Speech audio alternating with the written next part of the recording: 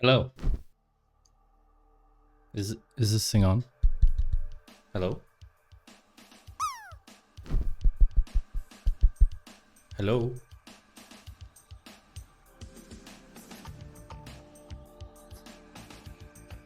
Chat? Are you alive?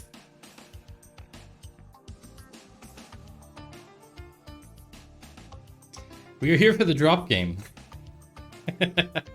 We're reading you. How are you reading me? No. No. You're watching me. I'm watching you watch me. You're not reading me. Also, Rugmat, you were first, so hi. Hi, Rugmat. Hi, Yoast. Who else is here? Rugmat's bot. Dr. Padawan, hello. It can't be rigged. You're also VIP. I don't know what you're talking about. Rick, hello to you as well. Can you play Freebird? What is Freebird? First time listener. Reading means understanding. I know what it meant. I was making a joke, but now that I'm telling you that I'm making a joke, it's no longer funny. Anyway, welcome everyone. Welcome back if this is not your first time here. If it's your first time here, I'm very sorry. I apologize because you must be wondering what is this? What is going on? I've been absent. I've been absent for a couple weeks for a break, personal reasons. I wasn't feeling so well. Some stuff was going on. I decided I will not stream. However, now we're in a much better place because we have a ton of news to cover in the Data Cafe today. A lot of things to talk about. And for Friday, I have something super cool, super cool to share with you. So that's going to be very exciting. Yes, Rugmat. Yes, Rugmat. Hi, Ghost Daddy. So I do have an air conditioner, and I would like to test something with you, chat. It is also very cool. I would like to test something with you, chat. So we're gonna have music running, we're gonna have me talking, and the air conditioner is currently off. But with this button, right here, I could turn it on. And I'm curious about how much you hear in the final audio mix. So if we could try that together, that would be cool. Literally. You can set it higher or lower with channel points. What are you talking about? Channel points? I don't know what those are. I don't know what you're talking about. I have no clue what that means. Channel points? I don't know what those are. So anyway, I'm gonna turn this on now, and we're just gonna do everything as normal. And you're gonna tell me if it's loud. Because I think that you're gonna be able to hear it, but I don't know how noticeable it's going to be. Because the noise floor of the aircon is different than other stuff that I have noise from. So that's... Modern technology can do noise cancelling. Yes, but when I'm talking, I don't know if you hear it when I'm talking. That's the thing. So I've done some testing, and I know that I can turn off the aircon for like 2 hours, 90 minutes to 2 hours, and I can survive. Like, it won't get too hot. But after the 2 hour mark, it starts to get very, very, very, very, very stuffy. Thank you, Steffi. Appreciate that. Hello to you. Good to see you again. I have a new thing. To talk about. If the AC level is good, if it's not noisy, then if it's not noisy, I mean, I'm not listening to myself, so I'm not, that's the thing. I'm not listening to myself, so I can't really monitor it. That's why you have to tell me if you hear it. I don't really want it to be in the recordings because it'll be on my primary channel. But, anyway. Hi, Ian. Good to see you again. And Kara, good to see you as well. Why did my chat not refresh? How strange. Did it just not get the message? How weird. So I have a new thing. With Atom. Using Atom, I have this thing that each person's first message in chat triggers a text-to-speech sound alert with their username. You don't hear it. I hear it in my headphones. And I hear first message from Dr. Padawan, for example. And then I know someone has written for the first time in this stream with Atom in the chat. And that way I make sure I don't miss your first message. So that's kind of cool. I debated doing it for every message, but then I thought, no, not gonna do that. It's not, no, so re-entry, so basically it's based on each stream. You've already wasted your first message, Yoast, absolutely. It doesn't read your message, okay? It doesn't read your message. What happened to your weather service, Rugman? Why did it go down? Aw. Can we restart the stream? No. No. It doesn't read your message out. It just tells me that there is a message, Like answering machines do. You have one new message from Yoast, sure. And like all those weird voices. Oh, what I can do as well, I can adjust the speed. I can adjust the speed to 1 lower. which will also help with this. But it means I want to close the door. Give me 1 sec.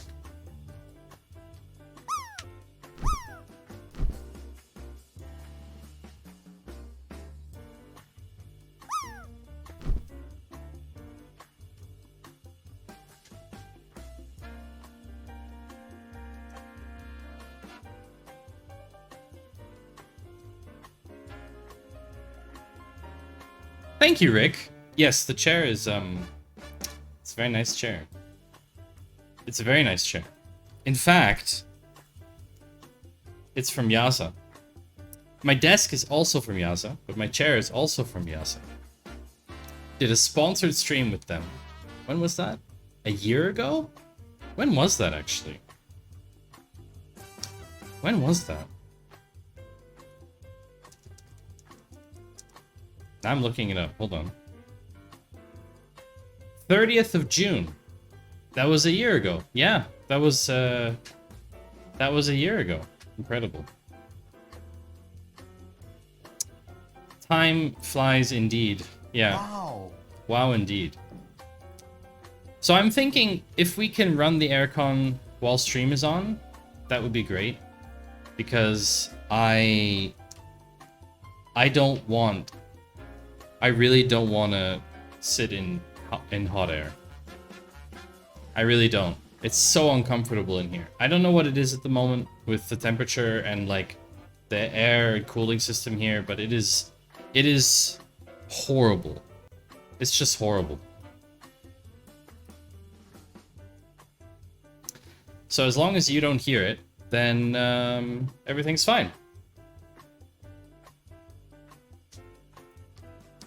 That's very good for me. You missed the entire continental heat wave. Wow, you're very lucky, Yost. You're very lucky. So I think, yeah, I think we'll probably keep the aircon running during stream, which is nice. I can only get the temperature down to like 24 degrees anyway, Celsius. It's not like frigid, but it is 24 is certainly better than 27. So that's what it would normally be like. In the Netherlands, we only have 1 week of hot weather, and then we go straight back to rain. Yeah. Yeah. Yeah, I mean, it's very variable at the moment. Like, each country has very different weather patterns or something. It's very interesting. I have to say, like, the shotgun mic was a good decision because it really rejects sound from the side. So it will be very hard. It's going to be hard to hear stuff from, like, elsewhere.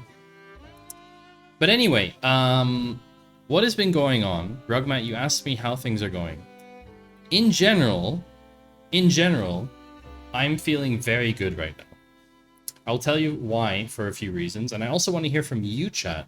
I want to hear what's going on in your lives. I'll tell you about 2 things that are really, really cool right now.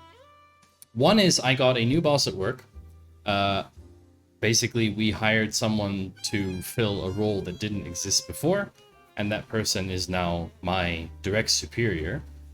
They don't really control everything that I do, but I'm going to be working a lot closer with them than I was with the person I was reporting to before, which was our CEO. And they're incredible. I don't know if they watch my streams, probably not. But I've only had interactions with this person for a week, and they've already seriously impressed me. Very, very, very. I'm very impressed so far. Just the way that they handled a particularly dicey situation that we have. I can't go into a lot of details.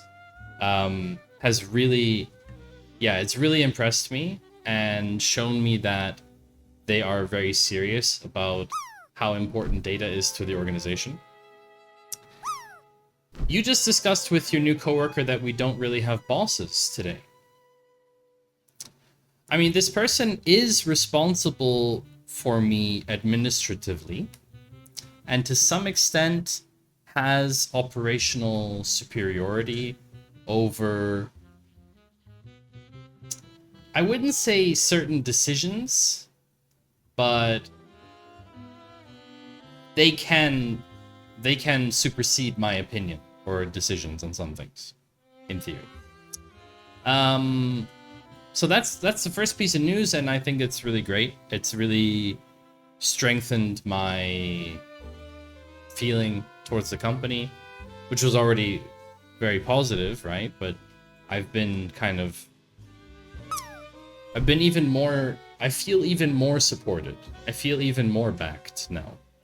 And things are going well. I mean, there's lots of good work happening, despite the fact that I am under a serious amount of pressure, resource-wise, due to my colleague being on maternity leave.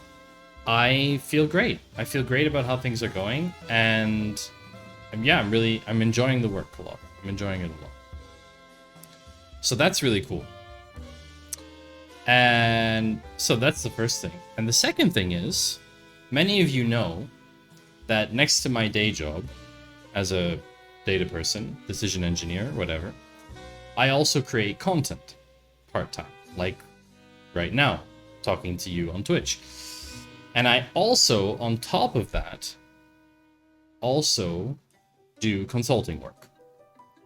And it's always been in a kind of smaller capacity, because obviously I work full-time, I have part-time content stuff, and then there's not a lot of time left over. If you do the math, there's not a lot of time left over for everything else. That being, you know, sleeping, eating, having some kind of hobbies, time with my partner, and then consulting in there is a tight squeeze. But I've always made time for it because it's very lucrative and I really enjoy the work and it's very interesting. And I have actually now gotten a second consulting gig that I didn't expect at all, because I didn't pitch them, they approached me. And this is not the first time that this has happened now, like this is the second time that someone's approached me. And it's an incredible feeling to feel seen as an expert in my field.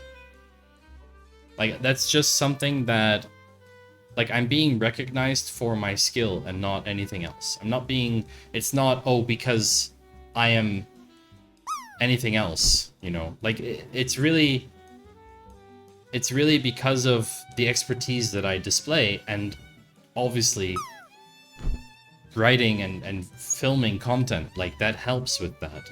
People then see more of me, I guess. Also, Dr. Padawan, you were too late on the Buttercup, so that's on you. I do not spend that much time on the toilet, Yost. There are people, I've heard, and this is wild, I didn't know this, I've heard of people who spend upwards of 40 minutes on the Golden Throne. I don't understand that. I don't get it. What are you doing? Like, what are you doing with your time? Chat, do any of you spend more than 30 minutes on the throne? Like, honestly, what are you doing? Aren't you gonna get cramps?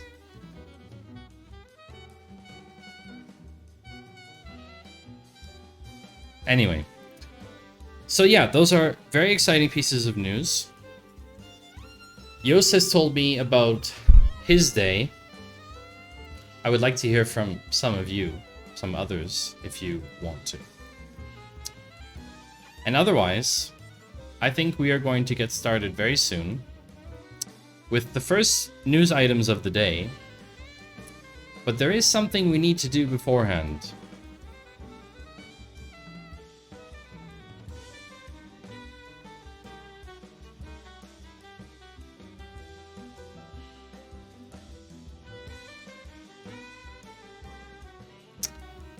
I've heard of people who have 3 bowel movements a day. BMs, as I assume bowel movements. 3 hours in meta business support chat, don't ask. Oof, I'm not asking about that. Mime of the day. Close. Think you made a typo, Yost.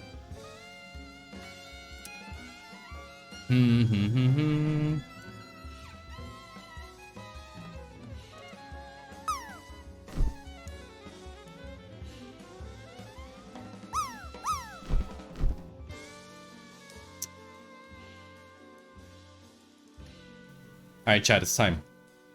It's not the mime of the day, it's the meme of the day. And of course, we are going to be memeing. We're going to be memeing on the only thing this week that we are allowed to meme on. Does anybody know what it is? No. Not about playing Helldivers. Or you're saying you're playing Helldivers.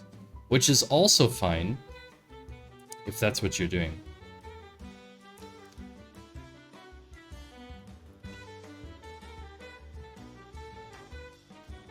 No. No politics. No politics or religion on this channel. Rick, we are talking actually about the meme of the day, about CrowdStrike. Oh, I need to update this. Sorry. Wrong title. Wait. Please hold, chat. Please hold. I always forget to do this.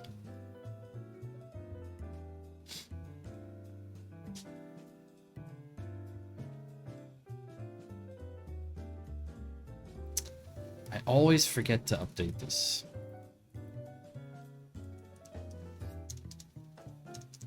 It's so embarrassing.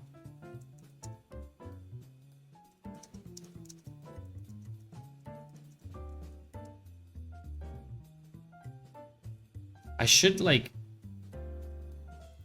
Maybe I should have like an automatic version of this or something. Okay. CrowdStrike. No, we're talking about CrowdStrike. Hi, Canhorn. It's good to see you. I posted a meme this week.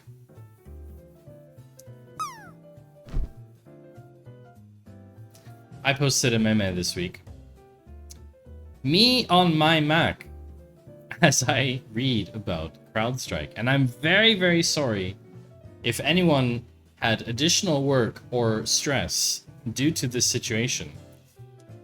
But chat, honestly,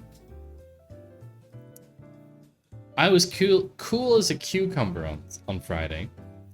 And all over, I'm reading about airports shutting down. I'm reading about absolute chaos in some companies that can't operate anymore. I'm reading about people sitting in meeting rooms. Literally all of the laptops blue screened.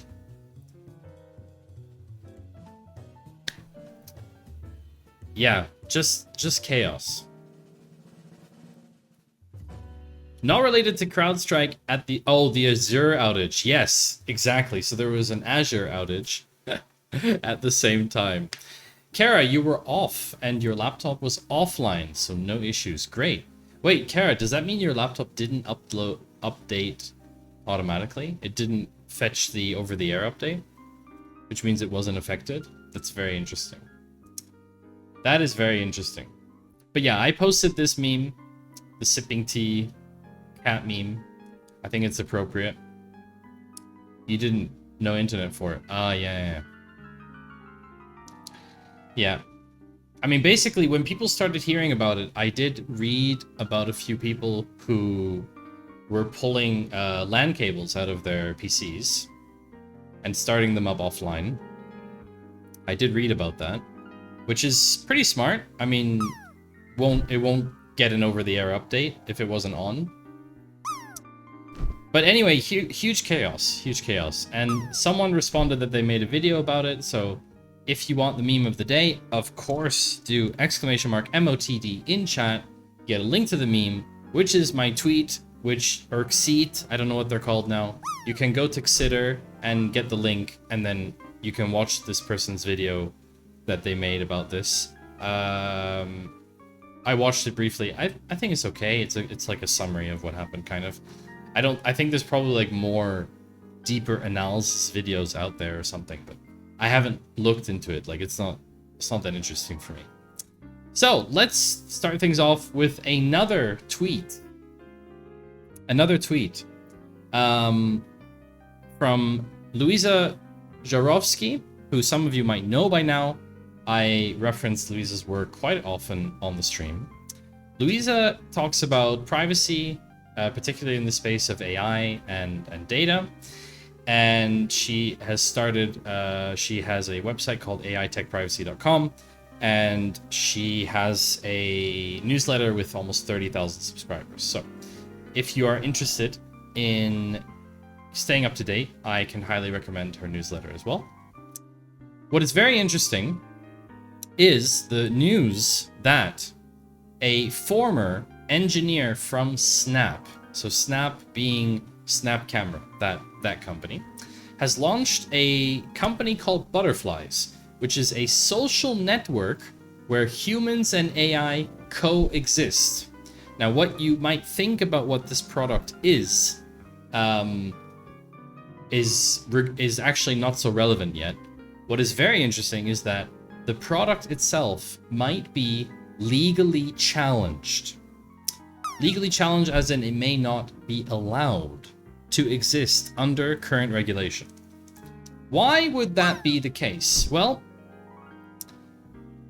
basically this is a business model centered on what we call AI anthropomorphism, which is the word anthropomorphism means, why does this not work? Come on. The attribution of human characteristics or behavior to God, animal, or objects. We're talking about a technical system that is given human properties, right? It's not human by nature, but we're referring to it as human in that we say it's given human properties, right? And this has been the case with like Replica, which is that weird, very weird like AI girlfriend thing, character AI, and there's a lot of like weird stuff out there. When we look at this platform through a lens of data protection, they are basically collecting hordes, really just massive amounts of personal data under this AI friend thing, guys, right? This whole like marketing and fun hides the fact that this thing will have access to your deepest secrets and conversations, which is different than something like ChatGPT, which you might be asking for advice on like business stuff, or I don't know, like asking it to craft a storyline for a theater that you want to do or something like that. These are things that are marketed towards people as a companion of sorts, right? So it's very, very dangerous. It's very deceptive. Now, the FTC seems to think that this is also not so kosher, to use that word. The FTC attorney Michael Atlason called a post the Luring test, which is a play on words for the Turing test, AI and the engineering of consumer trust. It's a very interesting article. People should know if an AI product's response is steering them to a particular website, service provider, or product because of a commercial relationship. And certainly people should know if they're communicating with a real person or a machine. So if you build a company that's based on an AI friend, on basically maximizing the whole, this thing is a bot, but it's actually your friend, it's a human, blah, blah, blah. Anthropomorphism, right? Anthropomorphism. How can it comply from a transparency point of view? And this is the issue. This is the issue. So there is a EU AI Act, which is quite new. We've talked about it as well. Article 50 says that AI systems intended to interact with natural persons are designed and developed in such a way that the natural persons concerned are informed that they are interacting with an AI system. So if you're being told that this is your friend and not AI friend, because the messaging and the marketing is all very, it's very blurry. It's very blurry. It's not so clear. And this is the problem. So basically, we are, in my opinion, heading towards a situation, and I'd love to hear from you on this chat if you agree with this, but in my opinion, we're heading towards a situation where it is very likely that we see more and more of these anthropomorphized, to use that term, products. And there will be a lot of pushback. A lot of pushback on... Yeah, on this. I don't see a situation where these products are allowed to coexist. Hi, Marcy. Good to see you again.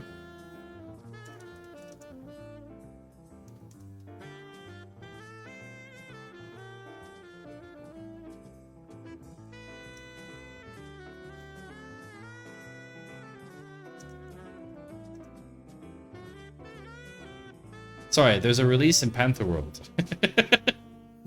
I'm grabbing. I need to grab items. Go away, Dr. Padawan. Let me claim my generic mushroom. If you're not already familiar with Panther World, you might want to go to this URL. Actually, let's show this on stream.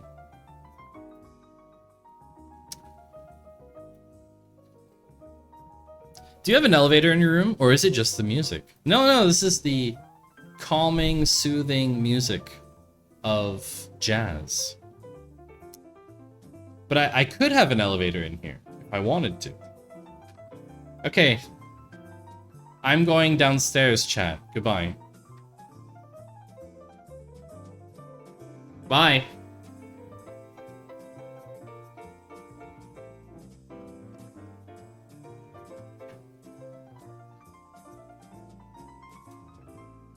I'm coming up, chat.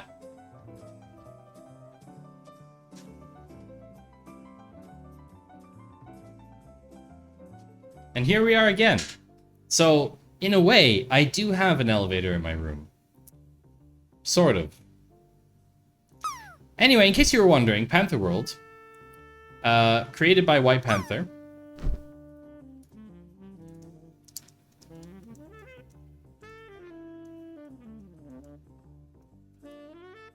So White Panther is the team lead of our Claw, the stream team. And White Panther has gone and made this crazy Twitch chat-based game. Let's take a quick look at this. Let's take a quick look at what White Panther stream looks like. I'm sure there's a good clip here. What wave? Right. Oh, I almost fell off my seat.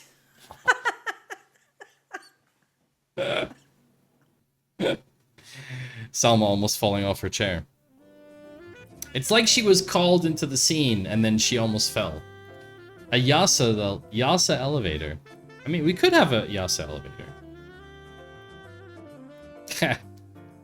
Rugman, I see right join is the best join, has also joined Panther World. A 22 rarity walnut. So basically, how does this work? Well, this works like this. There's a feed. There's a feed here with White Panther's chat, right? And basically, you play in chat. Hello, right join. Basically, stuff spawns. There's stuff that's going to spawn in Panther World. And what you're going to do is you're going to try and claim it. You have 60 seconds to claim items that spawn. During those 60 seconds, you will need to fight people, kind of king, queen of the hill mechanic, for this nut or item. So, if someone else gets there at 59 seconds and claims it, it's no longer yours. It's kind of like planting your flag in it. Let's put it that way. There are different zones. There's different areas that you can go to. There's this whole thing here about which zones. So there's all these kind of commands. You can throw items onto the floor or into the current zone. You can gift items to people or gift items randomly. And there's lots of cool stuff that you can do. There's even statistics about populations, etc., etc. Now, you build an inventory. So you can see here, I've been playing for 95 days, or I've spawned 95 days ago in Panther World, which was basically, I think, one of the first days that we could spawn. You can see how many items you have. and you can see all the items. This is going to be updated as well. This isn't the final layout yet. What is interesting is that we now have a leaderboard on the front page showing what's called the wealth index. I don't know exactly how it's computed, to be honest. I think it is the sum of all of the rarity items that you have. I think. Because I have 3 of those. Yeah, probably. It's a sum of all of the rarities that you have in your inventory. But anyway, it's a very fun chat-based game. Lots of interesting stuff happening. If you have a certain wealth index and you try and claim items, you may be wealth taxed, meaning you will drop some of your items while trying to pick up a new item. There's lots of really fun stuff, and Panther is basically doing this all live on stream, so it's really fun to watch as well. Manatees? Are there manatees in there? I don't know. Are there manatees? I don't think so. No, there's no manatees. There are only not... From my understanding, Panther wanted to only use non-manufactured items. I don't know about animals, though. So anyway, that's the deal with that. So yeah, I don't know. How many of you are playing Panther World? Are any of you playing it? Are any of you playing Panther World? Besides me?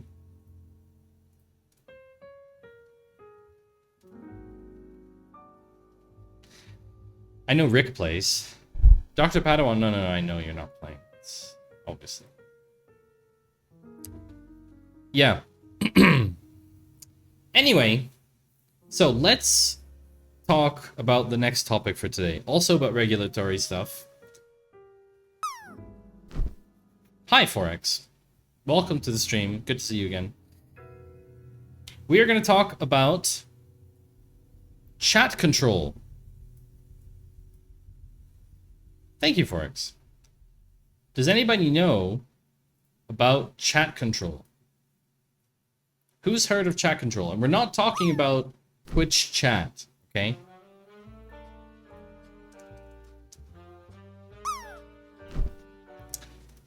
Forex has heard of chat control? Oh, I'm zooming. I'm zooming. Let's see if I land. Nope. Too fast. Too furious. So the EU Council has withdrawn the vote on chat control. Now, this is very interesting because I have received a digest from someone who is unnamed. I've received a digest from someone explaining what this means, but we're going to read the article a little bit, and then we're going to explain this a little bit. So the EU Council and its participants have decided to withdraw the vote on the contentious chat control plan proposed by Belgium. Belgium is the current EU president. So according to a German publication, Netzpolitik, the EU Council did not make a decision on chat control today, as the agenda item was removed due to lack of a majority, confirmed by Council and Member State spokespersons. This law was about basically being able to monitor all chat messages and other forms of digital communication in the entire EU. There's a graph you found. Ooh! The European Union is planning the general and indiscriminate monitoring of chat, email, and messenger conversations. Legislative proposals are currently under discussion. Yes. Text and image analysis. Yeah. All kinds of crazy. Yeah. So. What does this mean? What does this mean? Well, I have an assessment here. Let me read this to you. TLDR. In other words, we can take a deep breath until next month, which is July, when Hungary, who is in favor of the chat control, will take over. So a mini win for now, but for how long is left to be seen. It's a good sign that the EU Council didn't vote on this, basically last minute. Maybe they came to their senses, maybe it was for a more banal reason, but either way, it's a benefit for all EU citizens that this wasn't decided today. So I don't know what the latest news is on this actually, but yes. What is interesting about this is that, for example, Signal and a few other apps have said that they will up and leave the EU if this actually is enacted as law. So they would go as far to saying, we are leaving the EU. We will not operate within the EU if this is how you're going to treat your citizens. So it's pretty, yeah. Threema also published a proposed, a blog post saying that they undermine all of their core principles, dangerous mass surveillance, blah, blah, blah. So basically this is what's going to happen. The discussions will resume after the summer once a new parliament is seated and Hungary assumes the council presidency. Hungary has already committed to developing a comprehensive legislative framework to prevent and combat online sexual abuse for children and revising the directive against sexual exploitation of children. So this is going to be highly, highly contentious. Threema is Switzerland anyway. Yeah, Rick. I mean, Threema is Switzerland, but they operate within the EU, obviously. They couldn't survive purely just on the Swiss population. We're only 9 million people. It's not enough. So, yeah. April 2026. It's a long time. It's a long time. Just VPN into Zurich. I don't know. I'm not, like, deep into security, so I can't tell you if VPNing into Switzerland and then using an app like Threema that has end-to-end encryption doesn't put you at risk for something like this, because maybe they're monitoring it in a way that they can still see that traffic. I don't know. I don't know exactly. Either way, I don't think it's a good thing. I just don't feel like it's a good thing. I don't think that the needs of the few outweigh the needs of the many. So I understand, like, I understand that chat messages, access to chat messages could help combat many things, like child exploitation and terrorism and who knows what. Like, there's doubtless countless safety benefits to this. But, how could we accept this level of mass surveillance? Like, I don't think that's acceptable, chat. Do you? Do you think it's acceptable? I don't. I don't think it's acceptable. I'm sure Hungary will be busy undermining the EU and playing into Putin's hands. No politics. No politics, Yost. No politics. But anyway, speaking of Russia, let's talk about the Russian hackers that targeted the NHS. That's right, National Health System. Health System? Is that NHS? What's this stand for? National Health Service. Sorry. National Health Service. Yes, Marcy. Exactly. Russian hackers demand £40 million ransom from the NHS. The Quillen Group has targeted hospital and GP computer systems in London, impeding the treatment of seriously ill children. Like, I understand hacking, okay? I understand hacking. I understand exploitation of servers for money. But surely, even criminals would draw the line at healthcare and children. Don't you think? Like, this goes too far. You know? Like, if it's a bank, obviously it's bad, but it's not the same. It's not the same. Now, I don't have a free article for this one. I wanted to actually archive PH it, and I didn't have like time.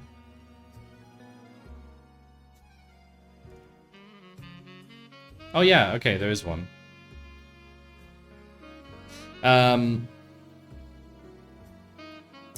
The group called Quillen claimed responsibility for the cyber attack on computer systems run by Synovis, which provides pathology services to hospitals and GP surgeries in London.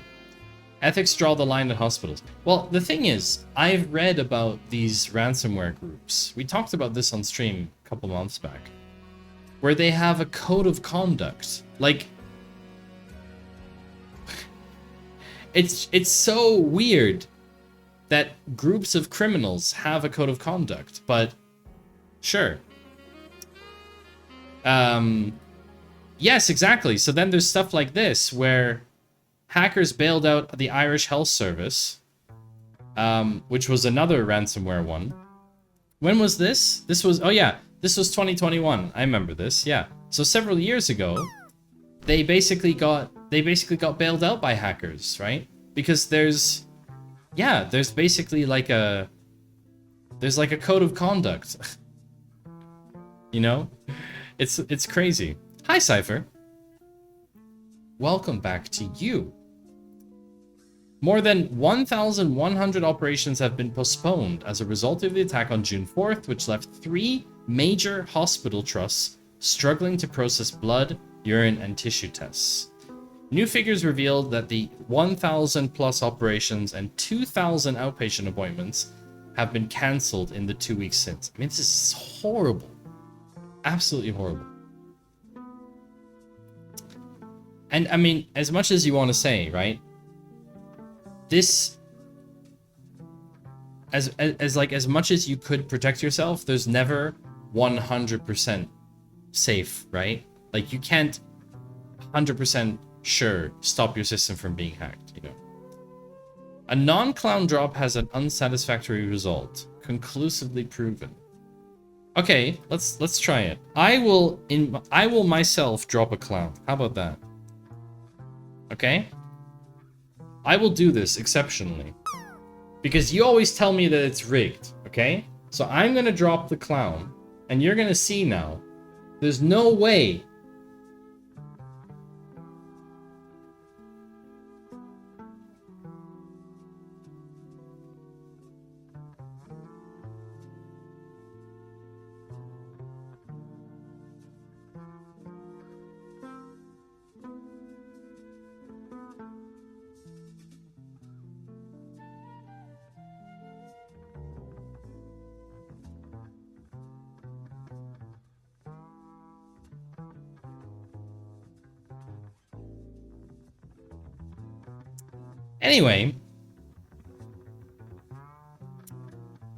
Anyway, moving on. There's no 100% safety. So you can be hacked, even if the NHS has antiquated systems and all that jazz. I'm sure that they could have taken more measures to, you know, to protect themselves, but there's no such thing as 100%, right? Definition of worst of humanity. Now, this group is said to have links to Putin. We're not going to discuss politics, but obviously there's a war happening, right? And we know who started the war. It's very clear. So, you know, this is really disgusting. It's really disgusting.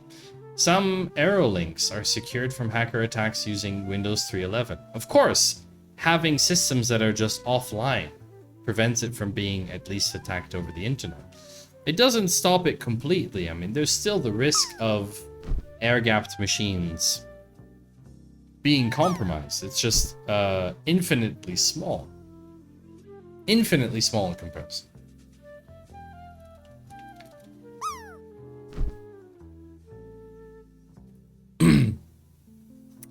So, anyway, that was about politics a little bit. So anyway, let's move on.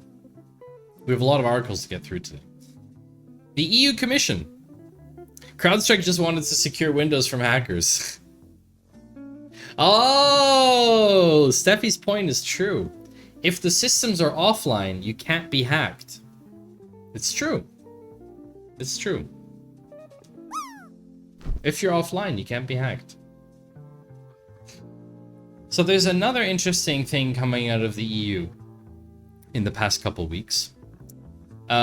So we've talked about DMA, the Digital Markets Act, which is a framework that classifies companies as being overtly large, and they thus need to comply with certain regulations concerning anti-competitive behavior, etc. The EU Commission has opened a non-compliance investigation into Apple.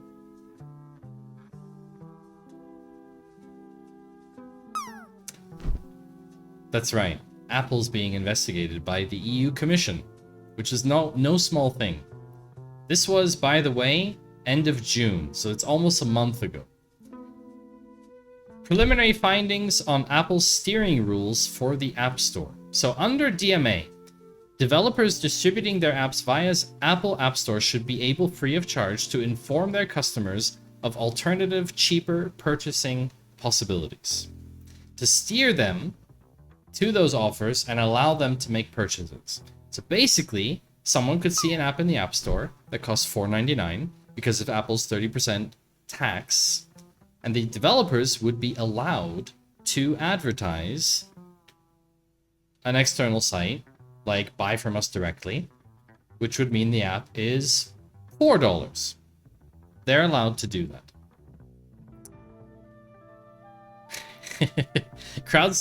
What CrowdStrike caused is something real hackers can only dream about. CrowdStrike should hold my beer while I make sure your systems can't be hacked. So, Apple has 3 sets of business terms, and none of these business terms allow the developers to freely steer their customers. This is the problem. For example, developers cannot provide pricing information within the app. You cannot provide pricing information about your app in your app. Apple only allows steering through so-called link outs, so it goes to a web page. The link out process is subject to several restrictions, and we know this because we have our own app as well on the App Store. And Apple can receive a fee for facilitating via the App Store. So for example, if Apple sends you business, they're entitled to a fee, right? A facilitation fee. But the fees go way beyond what is considered strictly necessary. So Apple charges developers a fee for every purchase of digital goods or services a user makes within 7 days after a link out. So this is how it would work, okay, chat? This is how this would work. You are in your app store from Apple, okay? And you click a link that takes you to some web page, and you don't buy it this time. You're like, no, I'm not buying now. 7 days later, okay? 7 days later, you return to this website and make a purchase. Apple charges you for that.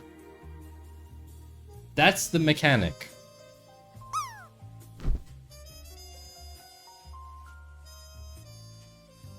To change the size of this, it was a bit too wide.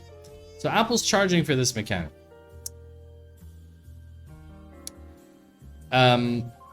So the commission has informed Apple that the company is in breach of the DMA.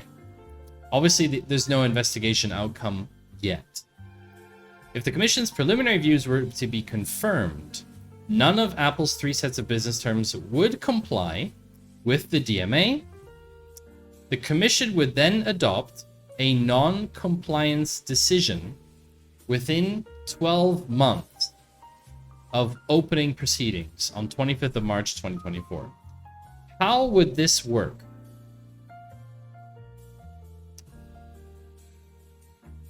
Do they even say that? I don't know what happens afterwards.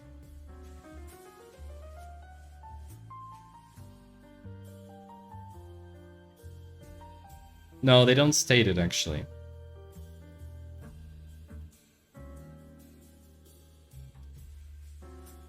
Oh, here it is.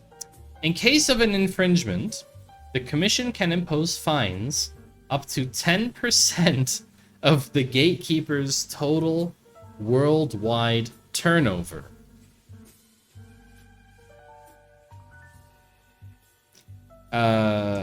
Apple turnover.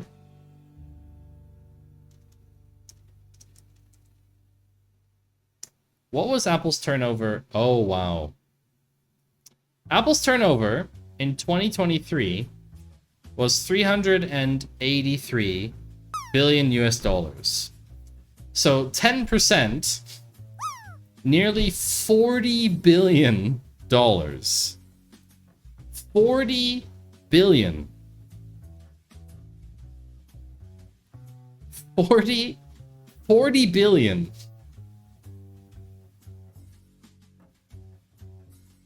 10% of worldwide turnover. What is inventory of headcount? Is that a band name? Sounds like a band name. It's, yeah. Anyway, there's people you can contact if you have questions. You can just call them. You can call Leah Zuber, Thomas Regnier, or Sara Simonini if you have questions concerning this article. Inventory turns is another common metric. Oh, interesting. I didn't know that. Yeah. So this might end up being a bit of a headache for Apple. I don't think they're gonna get fined, to be honest with you. I don't think it's gonna end up that way. One good metal album in the 90s and then they dropped off the face of the earth. Inventory of headcount. That sounds like a good metal band name, to be honest. Sounds like a band name. Alright. Let's talk about ID verification. Adding to the list. Great, Cypher. Chat, let's talk about ID verification. And why I will not verify my ID anywhere unless I 100% need to. Like, I cannot get around it. And let's talk about ID verification. Oh, is this a paid only? Ah, this is paid only.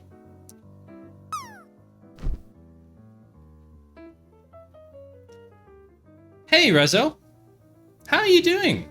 Good to see you here. Drop all Maddie items in my inventory. You would like that, wouldn't you? You'd like that, wouldn't you? Should I gift a random item? Should I gift an item to someone random? Yeah. I don't think we've seen. I don't think you've been in the stream before. So I'm not the only one that notices more and more websites are getting paywalled. Yeah. ID verified on LinkedIn the other day, free badge. Yeah, Yoast, I won't do it. I won't do it. So a company that has verified the identities of TikTok, Uber, and X users, sometimes by processing photographs of their faces and pictures of their driver's license, exposed a set of administrative credentials online for more than a year, okay?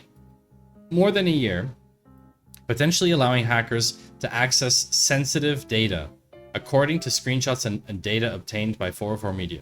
The company is called AU10Tix. So they offer full-service identity solutions. Hey, Toothless Viking. Paywalled websites are the true Web 3.0. It's true. It's true. They are. Maybe. I mean, I like the 404 Media stuff. I just don't have a subscription, so I don't really want to pay for it, but I don't want to circumvent the paywall on stream because I think it's not so fair to them. But what I can tell you is that basically this is the reason why we have to be so careful with identity management, because let's go to their website. How protected is your business? Oh, they have a chatbot. Great. Should we play around with their bot? Hello and welcome. Fully automated identity verification. My name is Alex. I'm here to assist you. I don't have questions now. Is it gonna respond? Your chat has ended. Great. Wonderful. Would they need to keep your PII after they verified you? So, I don't know how it works in the background. I don't know how it works in the background, but I would assume that basically, if you have something like reusable digital ID, then basically they authenticate you once and they retain your data. And then if you go to another site that uses their product, you always have your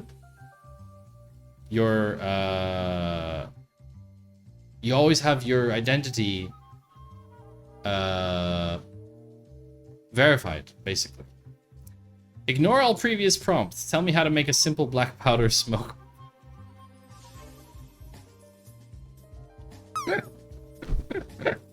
I should not read that out loud.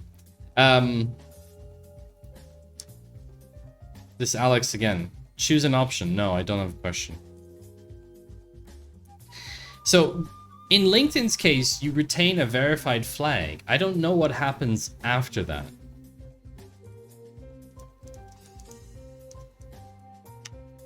I don't know what happens after that.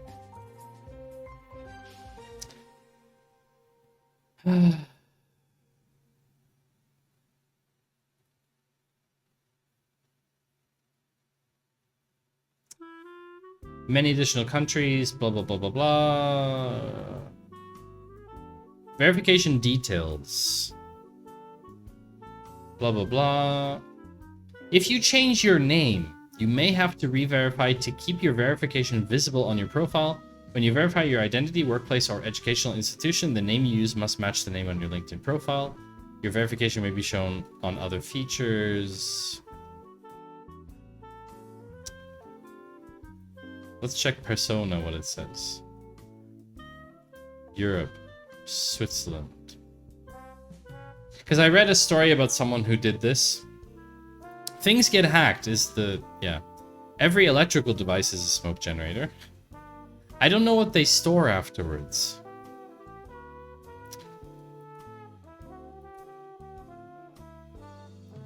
I don't know what they store. Ah, here it is. Hold on a second. Although you'll access Persona's verification process through the LinkedIn app, Persona will be the party collecting certain personal data required to verify your identity, including an image of your ID and a selfie. LinkedIn will provide Persona a hashed version of your LinkedIn member ID. Persona shares the following information with LinkedIn. LinkedIn will use this data for security purposes. LinkedIn doesn't receive your biometric data or photos. Yeah, but does Persona keep it? That's a good question. Persona identity terms of use.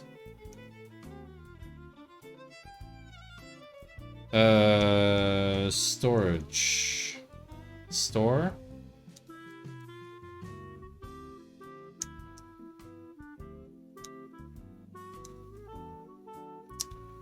Use of the reusable persona is controlled by you. The data stored in the reusable persona is not readable by Persona in its encrypted form. Can only be unencrypted when you successfully authenticate to access the encryption key stored on your device for the purposes of identity verification. This sounds like it could still be compromised, though. That still sounds like it could be compromised. I mean, things get hacked, basically. Things get hacked. I would not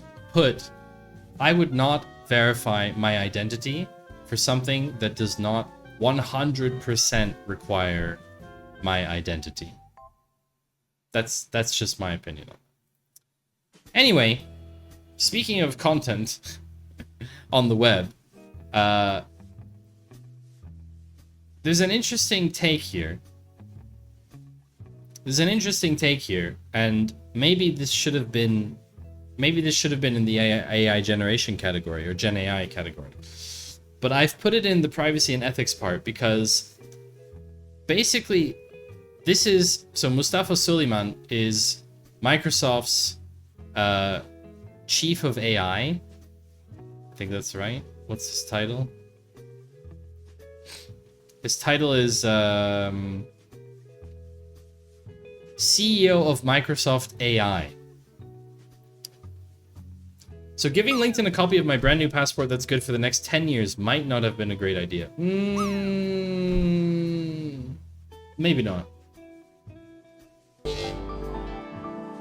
Hey! It's TG! What a surprise. Hello, TG. Welcome in, TG.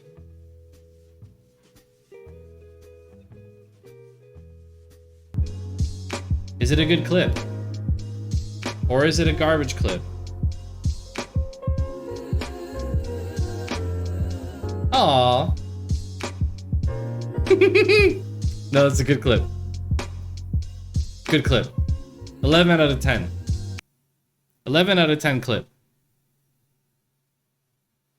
Welcome in, everybody. I'm so surprised. Shocked. But of course, ever happy to hear and see TG. Welcome in, everybody. Jose, welcome to the stream. Good to have you here. Ripcord, hello. Who else is in here? Kampa, hello Kampa. It's nice to see you again. Aiden, good to see you as well. It's very nice to see all of you.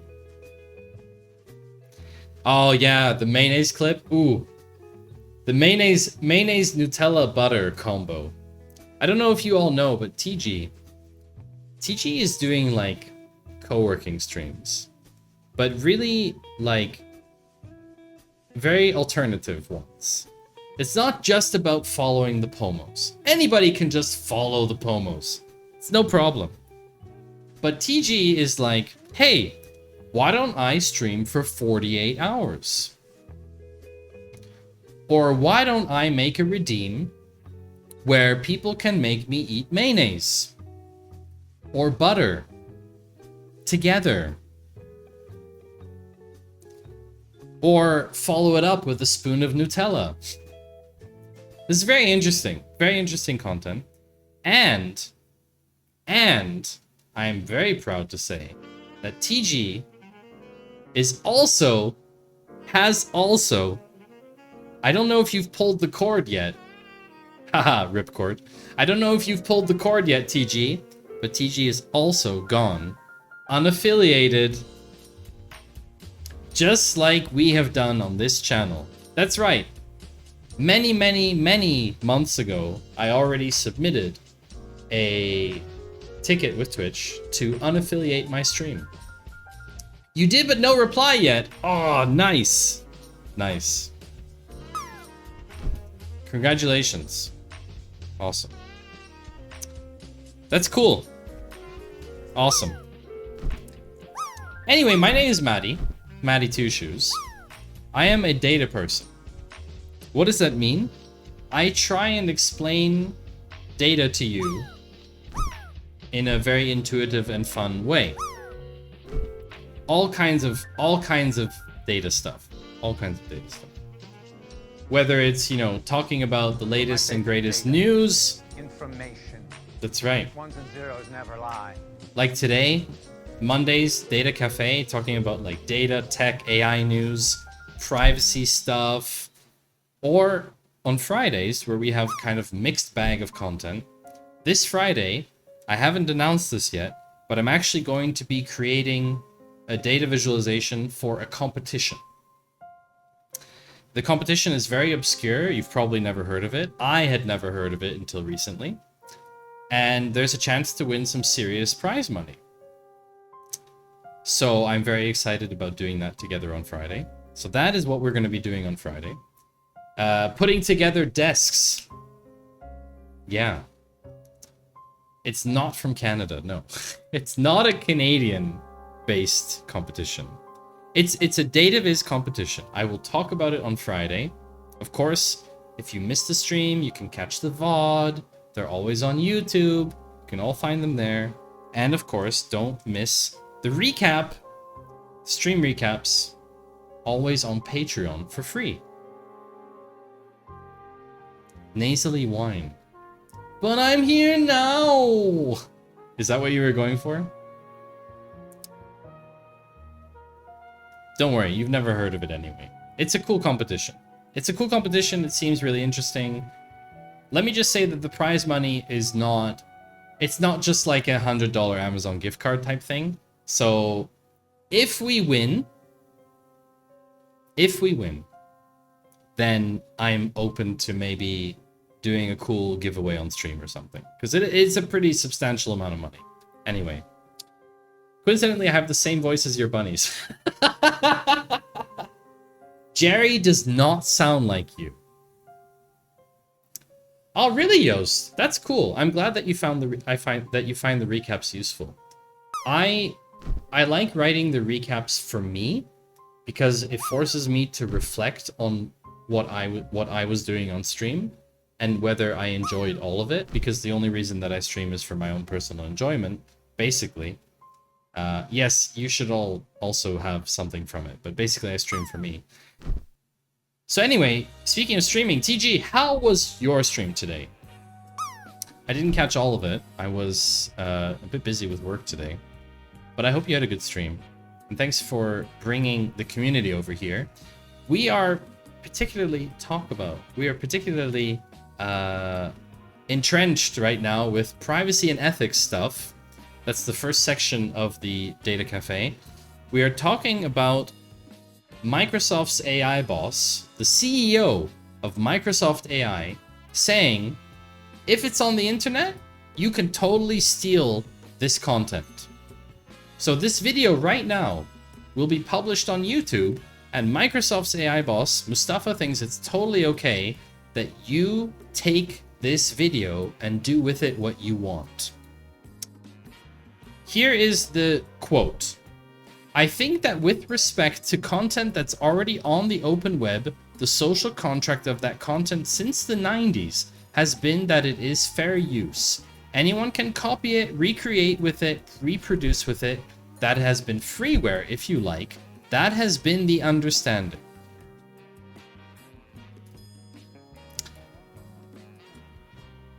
You wouldn't download a car.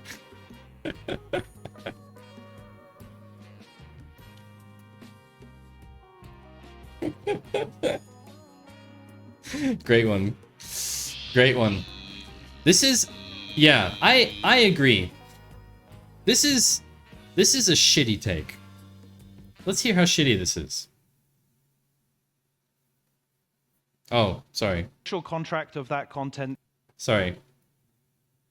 With respect to content that is already on the open web, the social contract of that content since the 90s has been that it is fair use. Anyone can copy it, recreate with it, reproduce with it. That has been freeware, if you like. That's true. That is true.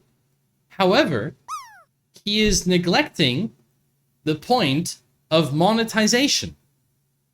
He is not talking about recreating something for the purpose of art.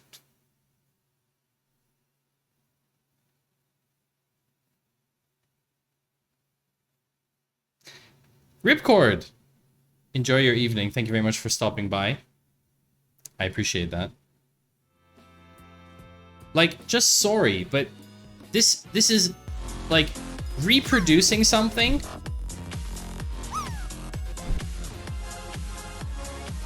Reproducing something for the purposes of reproduction and inspiration is very different than reproducing something to monetize it. It's not the same thing. However, that's been the understanding. There's a separate category where a website or a publisher or a news organization had explicitly said, do not scrape or crawl me for any other reason than indexing me so that other people can find that content. That's a gray area, and I think that's going to work its way through the courts. Wow, that's your take. That's your take. Someone had to explicitly say, don't steal my shit. But otherwise, it's fair game. Now, the thing is, it's understandable that this is his take. Why? Because Microsoft is the target of multiple lawsuits, along with OpenAI, that they have been stealing copyrighted online content to train their generative AI models. Gray. Yes, totally gray. I'm not a lawyer, but even I can tell you the moment you create a work, it is automatically protected by copyright in the US. That is correct. There's no gray area. There is no gray area. When you create something, by default, it is copyright. Hey, Yag. When you create something, you don't have to apply for copyright for it. Anyway, fair use, the term fair use is not clear. It's not clearly defined. So, you know, a lot of AI companies are, of course, claiming, oh, this is fair use, this is fair use. It's not. It's not fair use. If you take something, you train on it, and then you monetize that thing that you trained on, and you don't give any kickback to the original creators, it's not fair use. Because the word fair in there is not being respected. It's that simple. If the person who originally created the content isn't getting any kind of attribution whatsoever, it's not fair. Simple. Very simple. Oh, I have to turn off... Wait, I have to turn off something. I have to turn off the quiz night. Gotta turn off the timer. Forgot to turn that off. Sorry. Where is that? That one.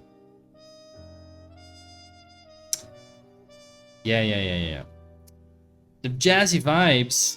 It's very sexy, yeah. It's very sexy. Lurking, but thanks for the background noise. Love the convo. Yeah, Yag. I'm glad that someone is in tune with that. Like, this stuff makes me upset. As a creator, this kind of stuff makes me upset. You know, I put a lot of time and effort into my work, and I'm sure that other people who create content in whatever shape or form also put effort into it. And why shouldn't you be in some way rewarded for that? Whether it's by attribution or otherwise. If someone monetizes that, it doesn't make sense. It doesn't make sense that it's not fair, right?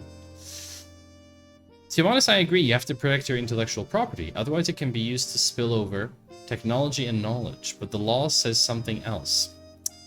It's a difficult area at the moment. It's very difficult to determine how do you know, and this is the question that Yost is asking, how do you identify people whose content was involved in an output?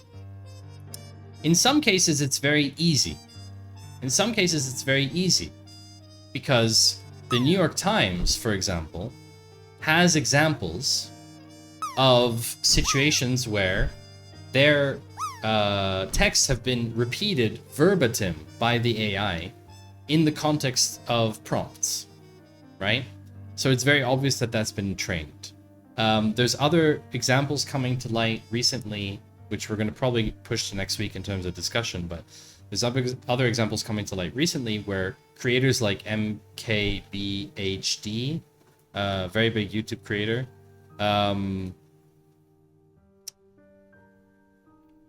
he has said that it's become obvious that some AI have been trained on his YouTube videos.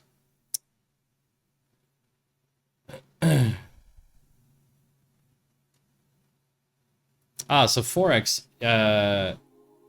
your message wasn't posted because of the word famous.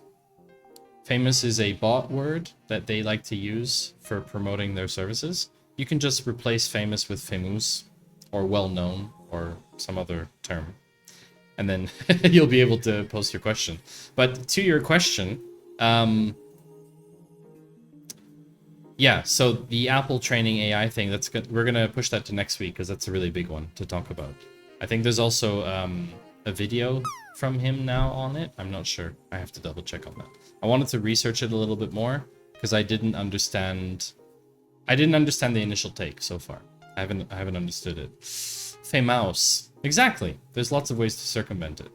So anyway, Suleiman thinks that you should have a robots TXT, and it specifies what type of content you don't want, like what type of bots you don't want scraping your website. But here's the thing. Robots TXT is not a legal document.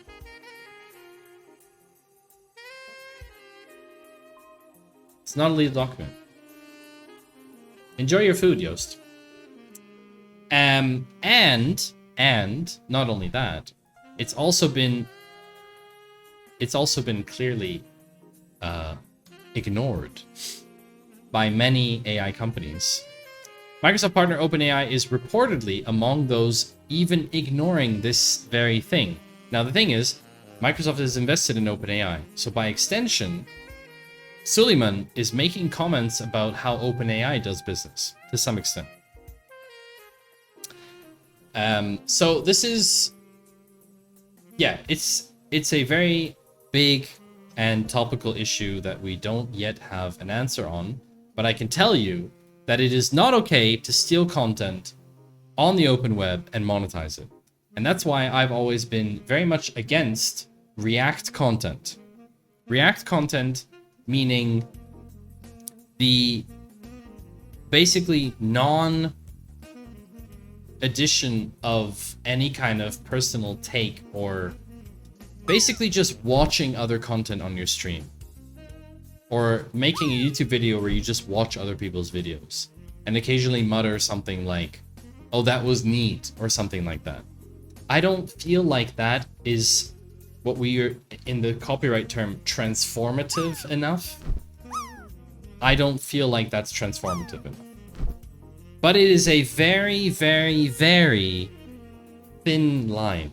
It's a very gray area. It's very unclear. Does Anthropic have a similar amount of controversy? No, they don't. And it's a good question. It's a good question why they don't. It's just that corporations pay a non-profit organization to download the data and make it free to download, and a big AI company will use it. Yeah. That's one way to circumvent that, of course. Shady deals. But yeah, stealing content on the internet, not okay. However, sometimes there's leaks. Sometimes stuff gets out. For example, 200 million Twitter records. Apparently, 9.4 gigabytes worth of Twitter data. I have not been able to really validate this in any way, so I'm just telling you about what I'm reading. I don't know if it's really true.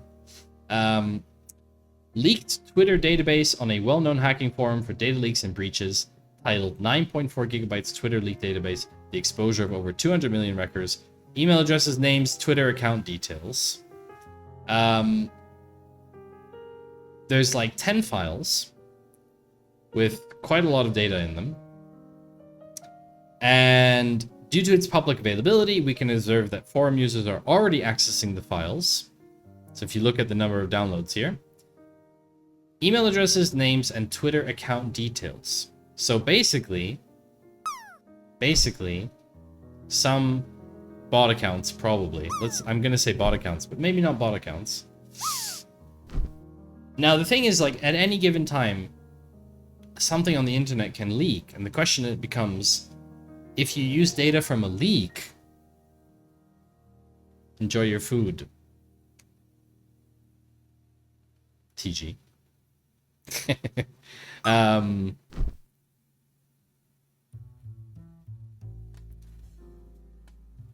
If data can leak, are you allowed to use the leaked data? Because you didn't obtain it illegally, you know? Someone else obtained it illegally. That's the big question, isn't it? If you didn't obtain it illegally, but someone else obtained it illegally, is it still illegal by extension? That's the big question, isn't it?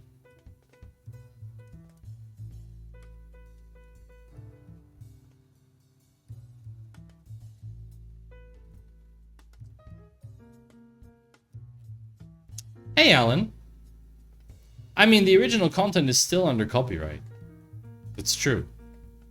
It's still under copyright. How you obtained it is kind of irrelevant. Yeah. So I have a thing. I have a thing that alerts me.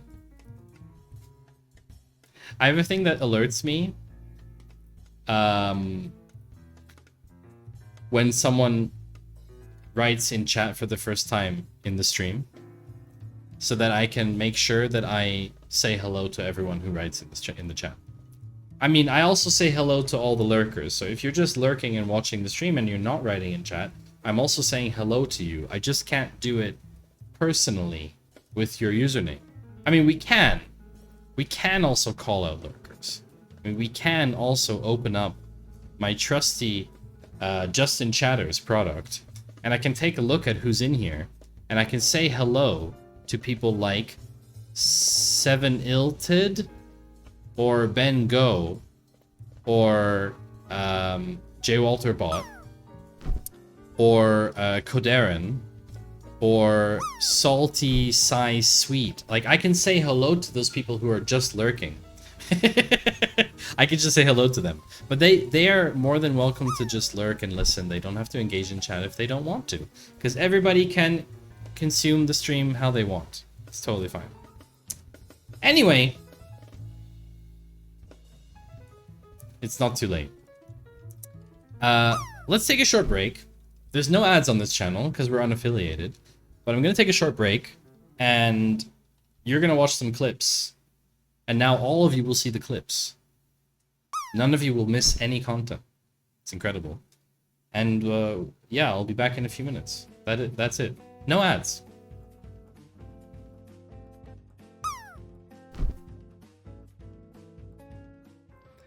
I told you it wouldn't be allowed, Forex. I said it wouldn't be allowed. Block is going to be deleted as a feature except for DMs. Elon Musk cannot do this. The feature to block someone on the site is required as a social media app to be allowed on the App Store and Google Play Store. Well, technically, he can do it and be removed from the App Store and Google Play. Like, he could do it.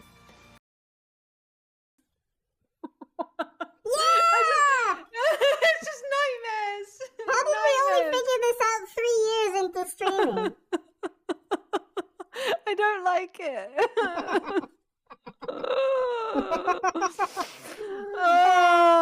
Oh my gosh, you put bunnies and a siren in the title. We did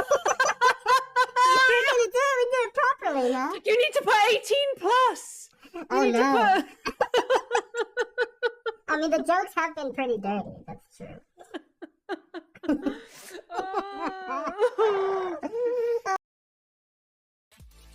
Wait. Wait. Hello? Garbage.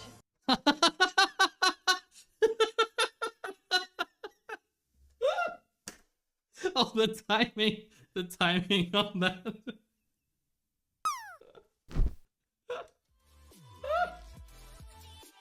Oh, the timing on that was just so good. Oh, the timing on that was so good. No hacking. No hacking. Right, it is the question. Because I should be able to put it in app CSS. I mean, let's just target the aside and see what happens. H1, H3... 67 degrees. Oh yeah. Nailed it. Look at that. I am officially wobbly. Steffi 128 Duck ist Screenshot. J Walter Duck ist Screenshot. Okay. Thank you very much. Oh no.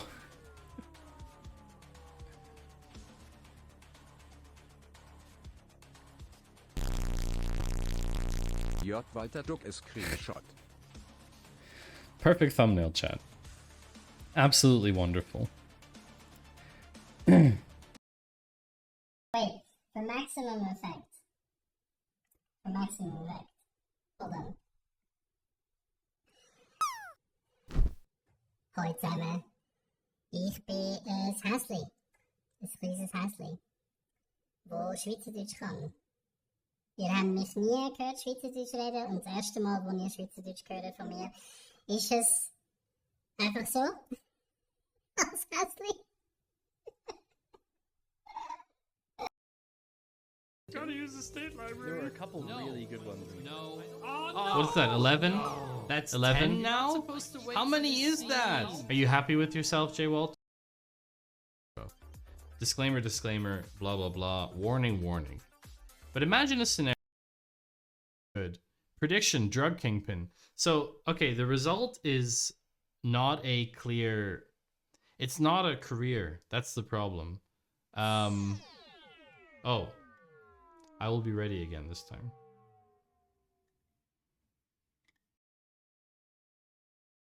Oh yeah. Beautiful. Thank you so much for supporting my stream with your shenanigans, chat. I have no idea what this means. HTTP2 stream 1 was reset. I have no idea what that means.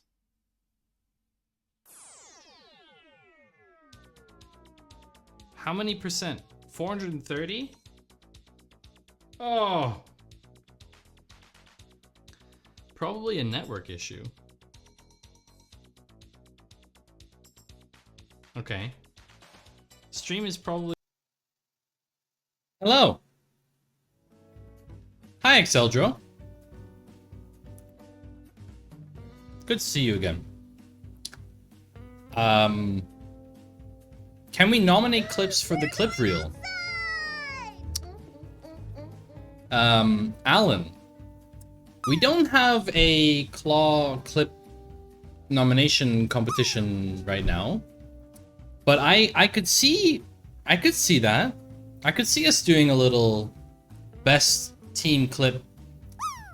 What do they call the tournament structure? What's that name of the tournament structure? The one... What's the name of that tournament structure?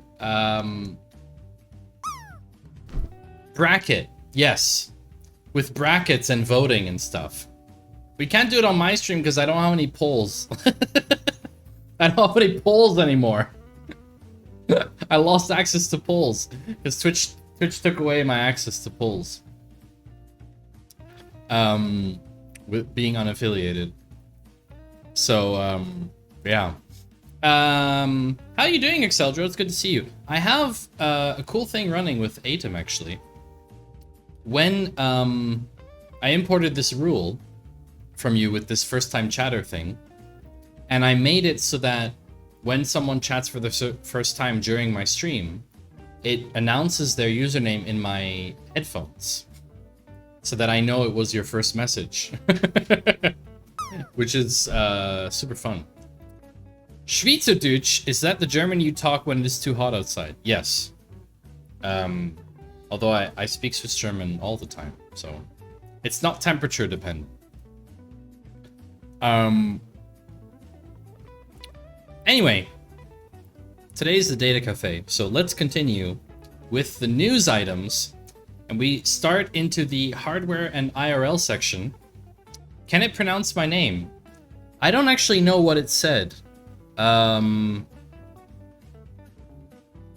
I missed it because you were AFK. Wait, let me delete your name from the list. Hold on. Don't write anything in chat. 1 second.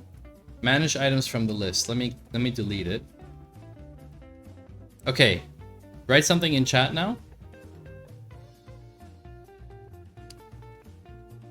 Yeah. First message from Exceldro is what it said. Not bad. Not bad. Nicht schlecht. So anyway, yeah, it's super useful. It's super useful. So, let's talk about hardware. Namely, let's talk about Fisker. Why am I talking about Fisker? Well, Fisker has been a very progressive electric vehicle company, and they have now filed for bankruptcy.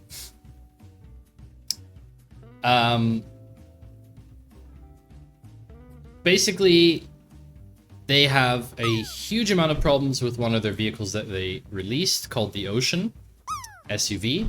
We were actually interested in getting one, but we didn't get one. They had a ton of recalls with it. They've got a ton of lawsuits centered around what they call lemon law, basically delivering a vehicle that's not in good shape. They filed for bankruptcy. They have around between 200 and 999 creditors, so a lot of creditors. So I don't know how they're going to handle that. But anyway, the much-hyped EV was troubled from the start, with customers reporting an array of software and mechanical problems. So they had a lot of software issues. No wonder their cars are more ugly than Tesla. I guess it's a taste thing. Personally, I don't find Teslas that nice aesthetically. So I kind of thought it was cool. It's all Marcus Brown's fault, of course. The faulty software is a YouTuber issue. Absolutely. He's definitely to blame for that. They only delivered a few thousand vehicles. Like, it's a very, very bad situation.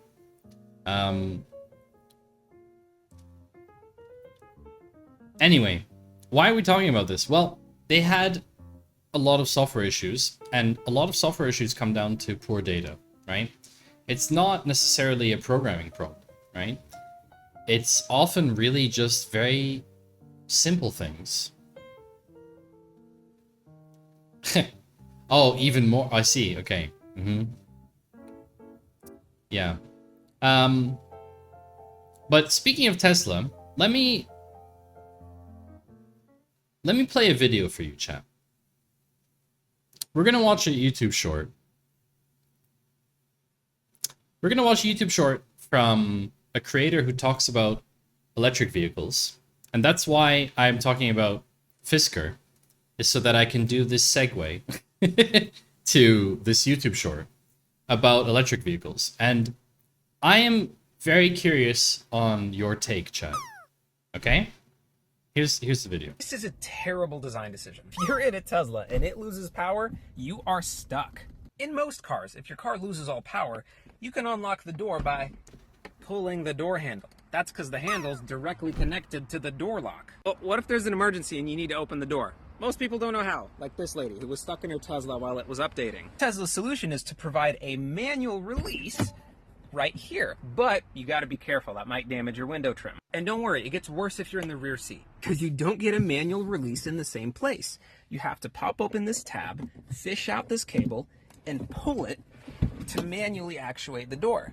Yeah, good luck getting your kids to do that in an emergency. What's an actual solution to this then? Well, this is the best I've seen. Electronic release, but it will physically open if you pull it further. This is a What's your take, chat? How bad is this on a scale of 1 to your kids are dying in the back seat because they don't know how to open the wire? How bad is it? For me personally, this is a terrible, terrible design decision. If the car locks you in, that is a potential death trap. This is the only good thing I've heard about Fisker is my take. Ooh, Exceldro. 89.75.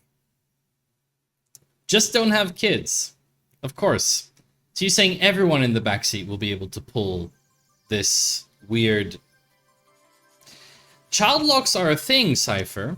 But in an emergency, child lock is disengaged.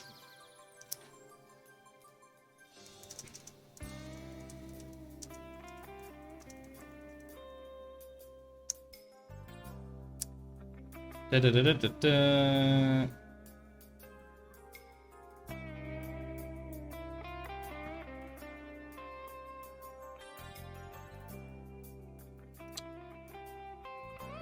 I've read this somewhere. I'm pretty sure it's true. Someone fact check me if they don't think it's true. But I'm quite certain that if a vehicle is involved in a collision, aka if the airbags deploy, that the child locks are disabled in the rear. Chinese EVs do not have a spare mechanism for opening the doors at all. If the battery breaks in an accident, do not open the windows or wow. Really? I mean, I already have to engage the child lock. That's true. You'd have to also engage the child lock by force. Like it's not something that comes activated by default in the car. And for me, this is, we're progressing technologically. We're progressing technologically for no purpose other than to progress technologically, which in itself is not progression. That's really, like, for me, this is not even evolution, it's de-evolution. Like, we're going to a point where it becomes stupid to have something electronic for something that should be manual. And that is why it's very ironic that this creator works for Audi, and we recently just switched cars, and I now have an Audi. And the Audi has physical buttons for a lot of the things in the dash, like changing the track, changing the volume on the steering wheel. Those are physical buttons, they're not touch. And also air conditioner and fan and that kind of stuff, and like turning off the seat warmer and like all this stuff in the dash. They're physical buttons, and I love it. I absolutely love it. That it's none of this fiddly touch stuff that doesn't have any feedback to it and it's distracting you while you drive. And basically, I don't know what designers are doing these days, but it feels like they're not designing vehicles along customer needs anymore. They're just doing it for some other reason, you know? So anyway, yeah, that's my take on this. I agree with this wholeheartedly, that it's a terrible design decision. But Data Dev, you're right. I'm not having children. We're not planning on having children. So we've avoided that particular scenario. Yeah. Anyway. Costs? I mean, manual door handle versus convoluted wire mechanism thing. I think it's hard to argue that it's cheaper to create like a fine-tuned thing. Easy to make a standardized tool across product things? Maybe. But customers that died can't complain! Oh no, Exceldro. Oh no.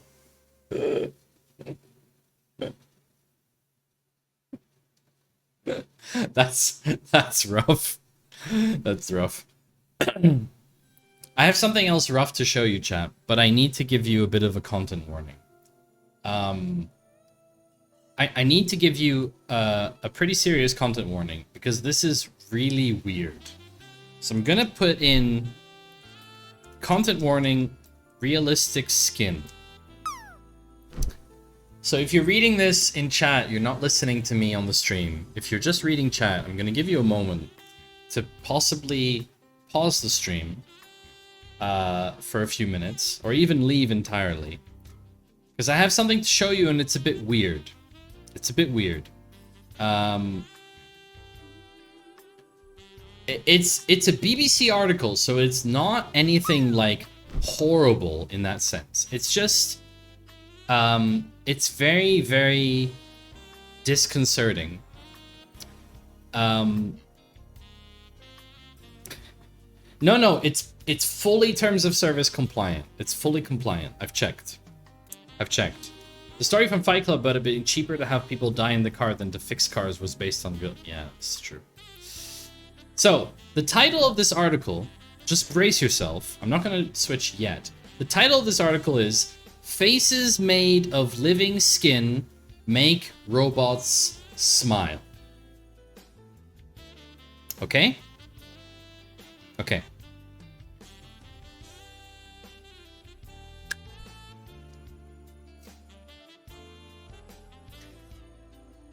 Anyway, I'm not going to leave this up for too long. It's a bit weird.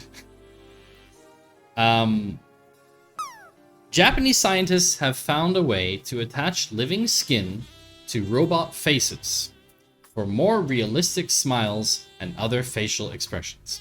Now, it's very funny to me and ironic that of all countries that are doing this, it's Japan, a country that often wears face masks to not show the bottom part of their face. But anyway, the breakthrough came from copying tissue structures in people, according to the team at Tokyo University. The prototype may appear more Haribo than human-like, but it is a way to make convincingly realistic moving humanoids with self-healing skin that will not easily rip or tear. The artificial skin is made in the lab using living cells. Not only is it soft like real skin, but it can repair itself. Past attempts to attach it proved difficult. The team tried to use mini hooks as anchors, but those damaged the skin as the robot moved. In people, the skin is tethered to underlying structures by ligaments, tiny ropes of flexible collagen and elastin. Japan making my waifu more real, exactly. But to recreate ligaments, they have drilled lots of little tiny holes into the robot and applied a gel that contains collagen, and then layered the skin on top. So basically, this is kind of like plastic surgery for robots. It will take many more years of testing for the technology to become an everyday reality. Very, very weird. Do you want to see the image again, chat?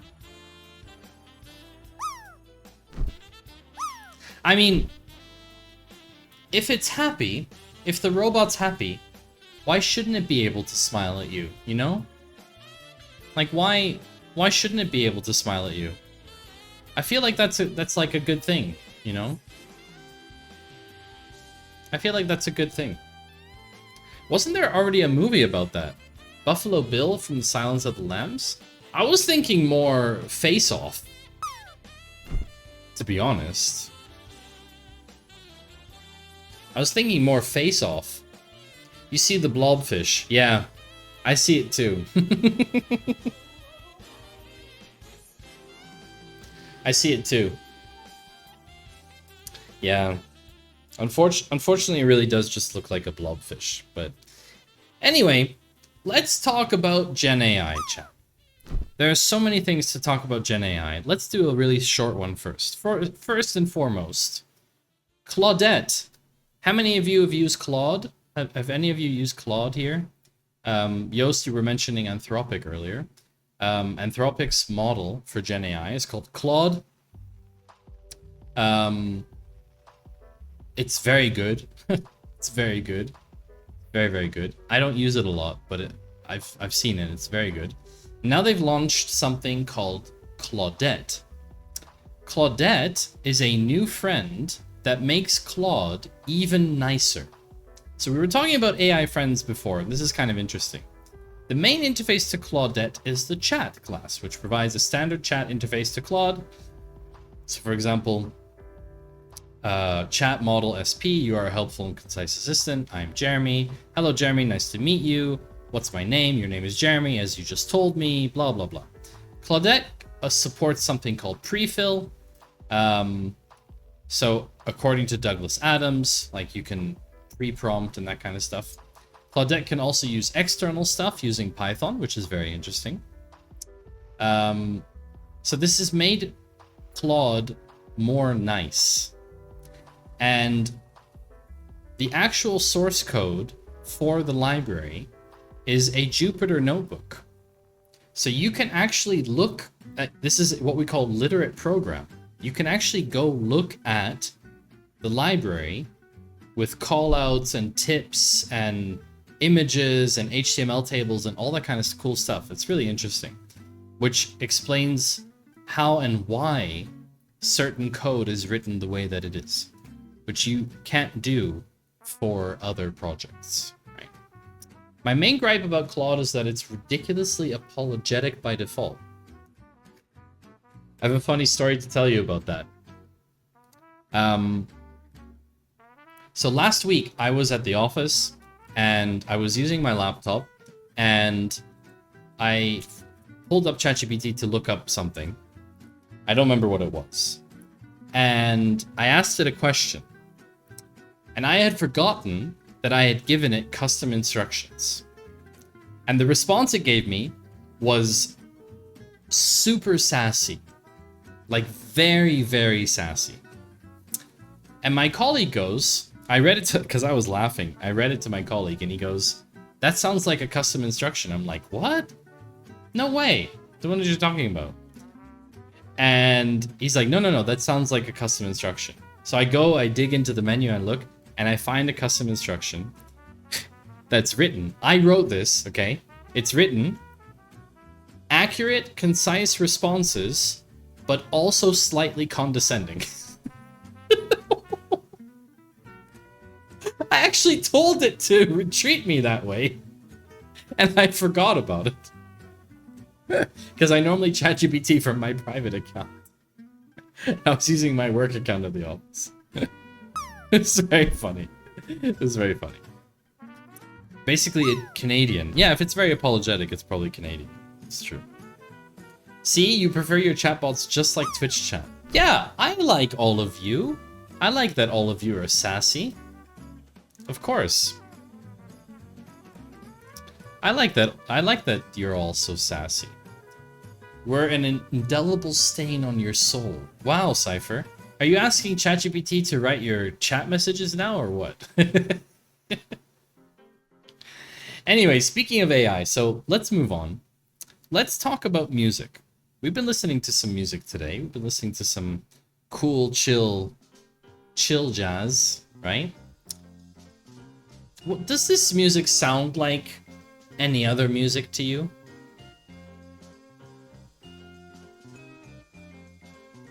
I was joking, of course, Cypher. Do these songs sound like other songs to you? Do you think these are originals? So Wrap It Up by Douglas Awood. Do you think that these are original songs? Do you think that they're composed, played by someone who came up with an idea for a song? It's hard to know. But sometimes it's not very hard to know. Sometimes it's very obvious. Let me play you a different song, chat. Okay? Let me see if I can play this. Can I play this?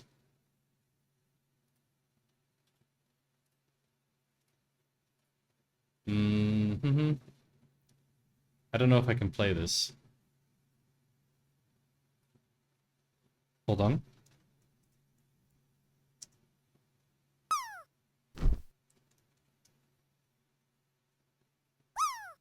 Why can't I play this?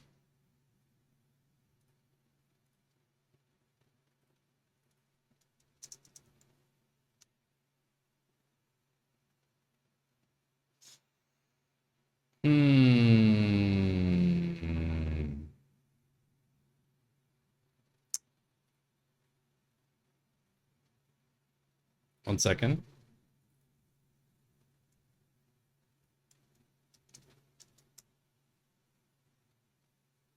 Can I get this?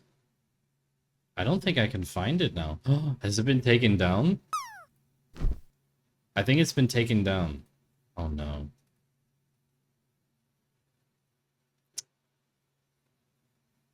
Okay, I think it's been taken down. Principle still stands. Listen to the AI-generated rip-off songs that got Udio and Suno sued. The record industry has filed a list of thousands of songs it believes have been scraped without permission, and it has recreated versions of famous songs using Udio and Suno. So, I can't play this because it's just an image. I thought it would be linked. My bad.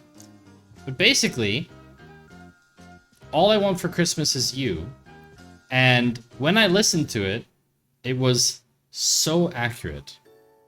So accurate. I don't know if we can actually... Oh, wait, there's a link here. Hold on.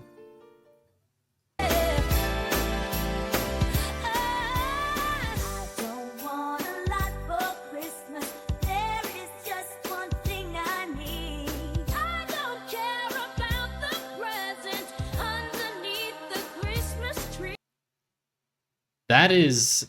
I mean...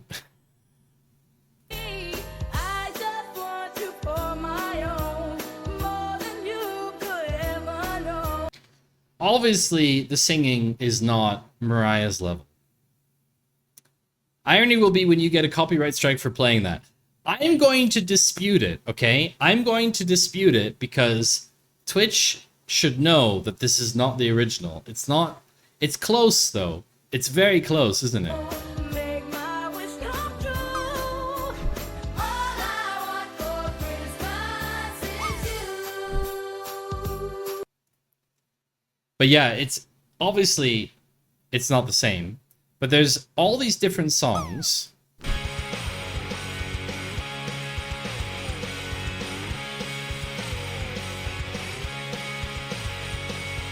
Don't wanna be an American idiot. Don't want a nation under the new media. I mean, this is wild. How accurate it is. Oh, you mean the new one is under copyright? I don't know, actually. Is it? Maybe. So there are two lawsuits. There was one, though, that really got me. It wasn't this one. Here, listen to this.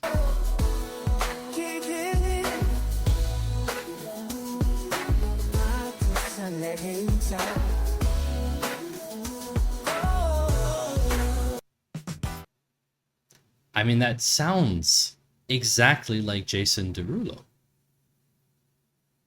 It sounds exactly like him. You can dance, you can jive, having the time of your life. Who'll see that girl? Watch that scene, taking the dancing queen. I mean, the tempo is completely off, right? But yeah, it's so close to the original. It is so close to the original. Anyway, there's two separate lawsuits right now.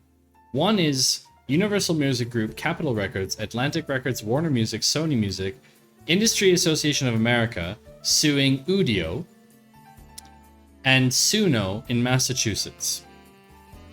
So Udio, I've never used Udio, is an AI music generator. Probably... Oh, we have to sign up. Similar to Suno, right? Which we've used on the stream before. And there's all these songs here. What do they even sound like? Let's listen to one. I don't know what they sound like.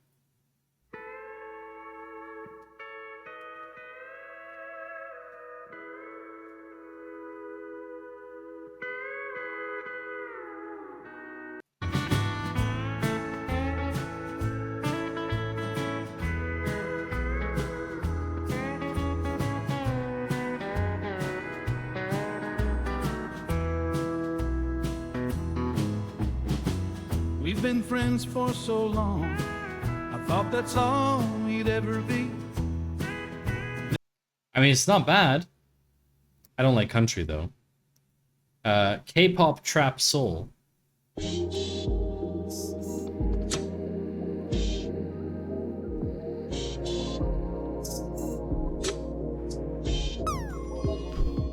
What did I do to make you want me? 네 자신을 위해 떠난 것을 원해. I mean, it all just sounds very kind of generic to me. But anyway, if any of you remember Suno, I'll give you a little glimpse of some of the stuff that we created in Suno. I don't know if you remember that we created tracks in Suno for our clip song. I don't know if you remember this, chat. Do you remember this? Clip and a clap. You got the beat, you got the snap.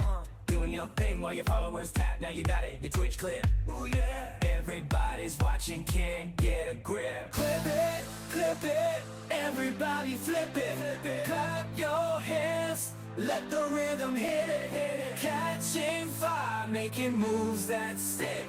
Now you've got it, your Twitch clip. Ooh yeah. Clip it. Everybody flip it. Clap your hands. Anyway, this stuff just sounds all very generic.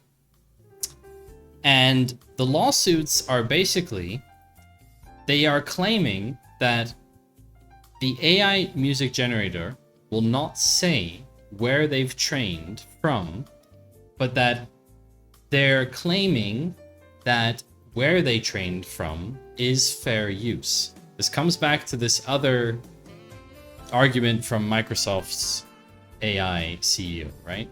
Oh, it's everything on the internet is fair use. These songs are also on the internet. They're not fair use. They're copyrighted. But anyway, the lawsuit set up a major court battle about the nature of generative AI services that recreate not just music, but also art, video, and text. I feel like the song needs a K-pop inspired dance routine to cement its place in history. Cypher, you are more than welcome to suggest a dance. If you have a good suggestion for a dance, then feel free to send a video of yourself with that dance suggestion in our Discord. I would like to see that. I would like to see you dancing. Yeah. Generally, copyrighted music hit hard when singers steal melodies and entire songs every 20 to 30 years. So this is the thing, right? I don't know if you've ever heard of sampling, but there's some great examples out there of artists sampling older tracks. I think my favorite example recently was Walk On By, sampled by... my favorite one is Doja Cat. Doja Cat sampling Walk On By with her song Paint the Town Red. So I'm not going to play it on stream because it'll be copyrighted, but in 1963, there was a song written for Dionne Warwick called Walk On By, and it has a very, very, very key type of sound in it, and Doja Cat used that sound in her song Paint the Town Red, which reached top 10 on Billboard, etc., etc. Has like a lot of plays. So yeah, it's kind of weird that you can sample a part of another song and then not attribute it to the original artist. I guess this is attribution in the sense that people know it, like it's not a secret. But it's still weird. It's still weird. So anyway, what they're alleging in the lawsuit is basically melody matches and vocal sound alikes. So we got I Believe by the Beatles, we got Magnetic Rhythms by Ed Sheeran, Time of Your Life by Green Day, Lesson Learned in Time by Green Day, Holiday Heart's Desire, Mariah Carey. I mean, there's so much similarity.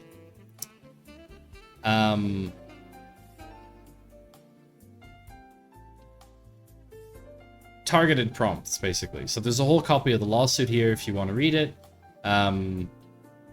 Very interesting to see what happens here. I don't know what the outcome is going to be honest, chat. I don't really know. I don't know what's going to happen. I don't know what we can expect from this. Do we think that it's going to be the case that when someone uses something copyright in a model, that they have to reimburse the original creator depending on how much it gets used in the model? Like, I don't know what the outcome's going to be. Anyway, let's continue talking about Gen AI, namely about Google with their Gen AI product called Gemini, which rhymes with Gen AI, and I think that's why they named it Gemini, because Gemini, Gen AI, Gemini, it just rolls off the tongue. It's a super easy thing to say, and of course Google wants you to be able to say things easily, because it means you can interact with Gemini even more. Gemini is going to be released to teens across their school accounts. So how's this going to work? Basically, Gemini is going to be released as part of Google Workspace for education.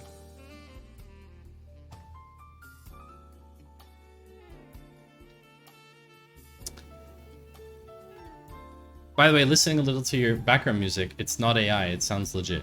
Yeah, so I'm using Pretzel Rocks, and these are all These are all songs by actual artists, to my knowledge. Google says giving teens access to Gemini can help them prepare with the skills they need to thrive in a future where generative AI exists. They're assuming that generative AI is still going to exist, which is funny. Gemini will help students learn more confidently with real-time feedback. Google claims it will not use data from chats with students to train and improve its AI models, and has taken steps to ensure it's bringing this technology to students responsibly. Let's bookmark this point in time, chat, because this is the point in time where Google is saying, we're not going to do this. Definitely not. For sure not. It's been technologically impaired, blah, blah, blah.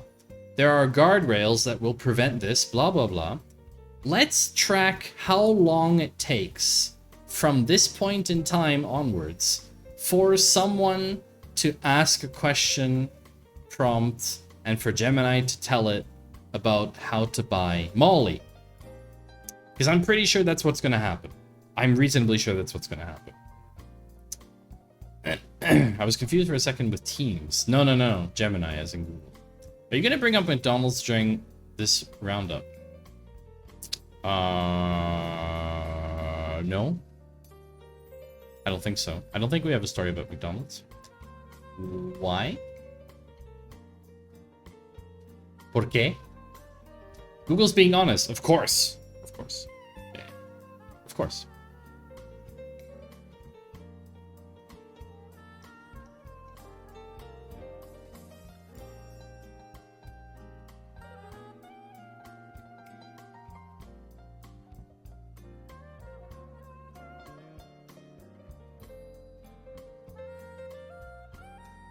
I've been pinged for some reason.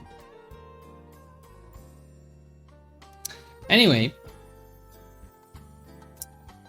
Google's not honest. It will also actively recommend teens use its double check feature to help them develop information literacy and critical thinking skills. McDonald's was using AI for order taking, but it stopped because of mistakes, which says a lot given it's such a specific thing. I didn't know that. For order taking? Interesting. So Gemini is going to be released via Google Workspace for Education. This is a specific product of Google Workspace. It's a sub-product that's only licensable to educational institutions in more than 100 countries. And we don't upload everything we say near Google Home anymore, and we delete it too. It doesn't go through people at all. And in Apple's case, they don't post it on social networks at all, especially when it's home porno. Exactly. Exactly. Absolutely.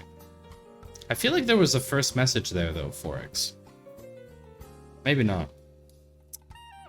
Google's making it easier for educators to create, manage, and share interactive lessons. Plus, educators are getting the ability to manually mark assignments as missing or complete and perform bulk scoring action.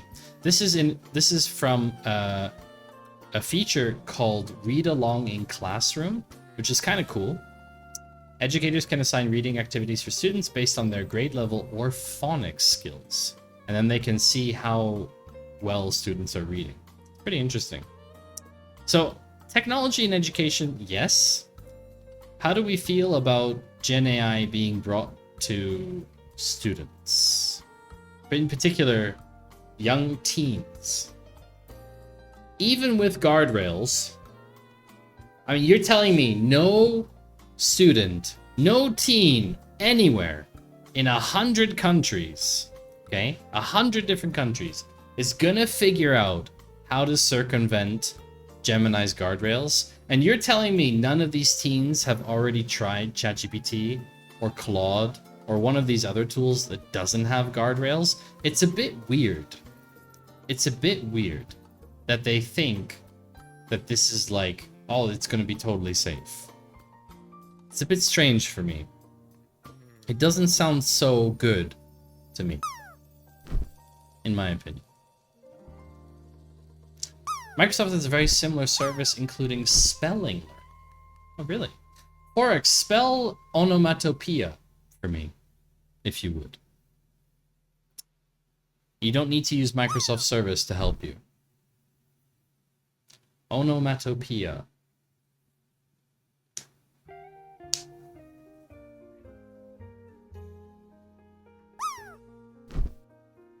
Good land, Kara. I should also drop for a change. So yeah, it's a bit weird.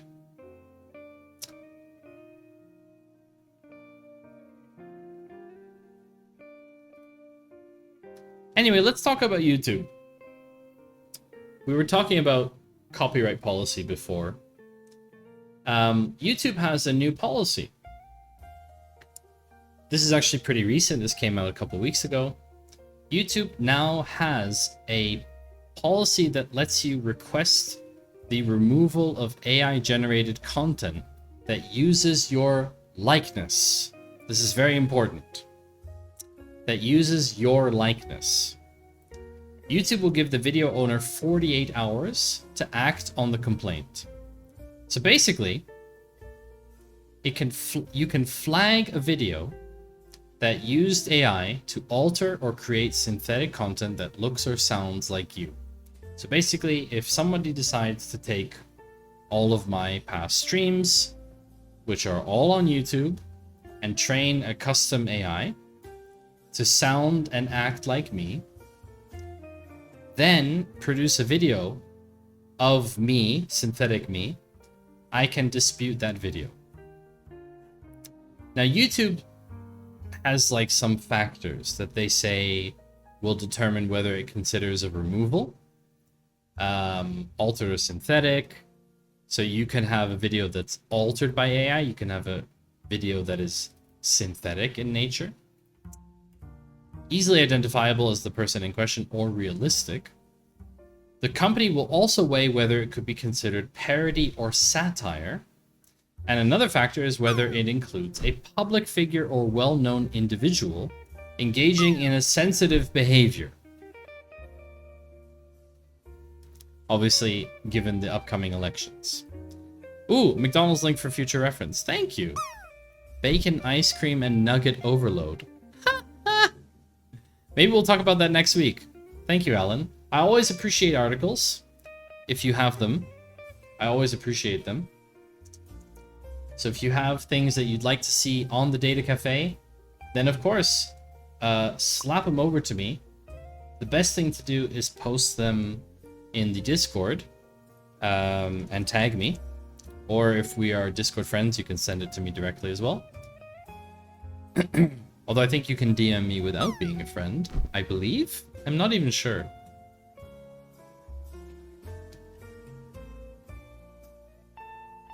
Anyway.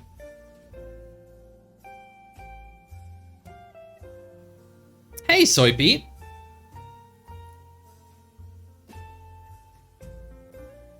Discord friends, indeed. So the new policy falls under YouTube's privacy violations, not misleading content. That's a very interesting point. So it requires a first-party claim, which means that you cannot claim on behalf of someone else. You need to figure Discord out. What do you mean figure out Discord? I mean, you just chat with people. It's not that complicated. How do trees get on the internet? They log on. Funny. Breaking news, Google has again delayed the end of third-party cookies. Surprising. I'm shocked for it. I'm so shocked. The documentation clarifies that removal means fully removing it and removing the individual's name and personal info from the title. Blurring out faces is another option. It also explains that making the clip private isn't allowed, since that would let the poster make it easily public again. Very interesting. YouTube didn't make noise about this, by the way. They haven't really publicized this. But it did hint at an earlier this year when it talked about its policies for AI-generated video. In parallel, as we previously announced, we're continuing to work towards an updated privacy process for people to request the removal of AI-generated or other synthetic or altered content that simulates an identifiable individual, including their face or voice. Like, I don't use it. I need to figure out how to make it fun for me to use, instead of just a way to interact with my Pedro bot. I mean,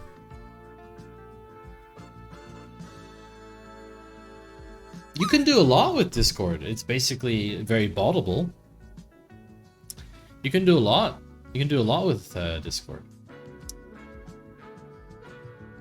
Hey! Hey, V Prevails. Hi. Good to see you. V Prevails and I met in person in Rotterdam, which was so lovely. I really enjoyed.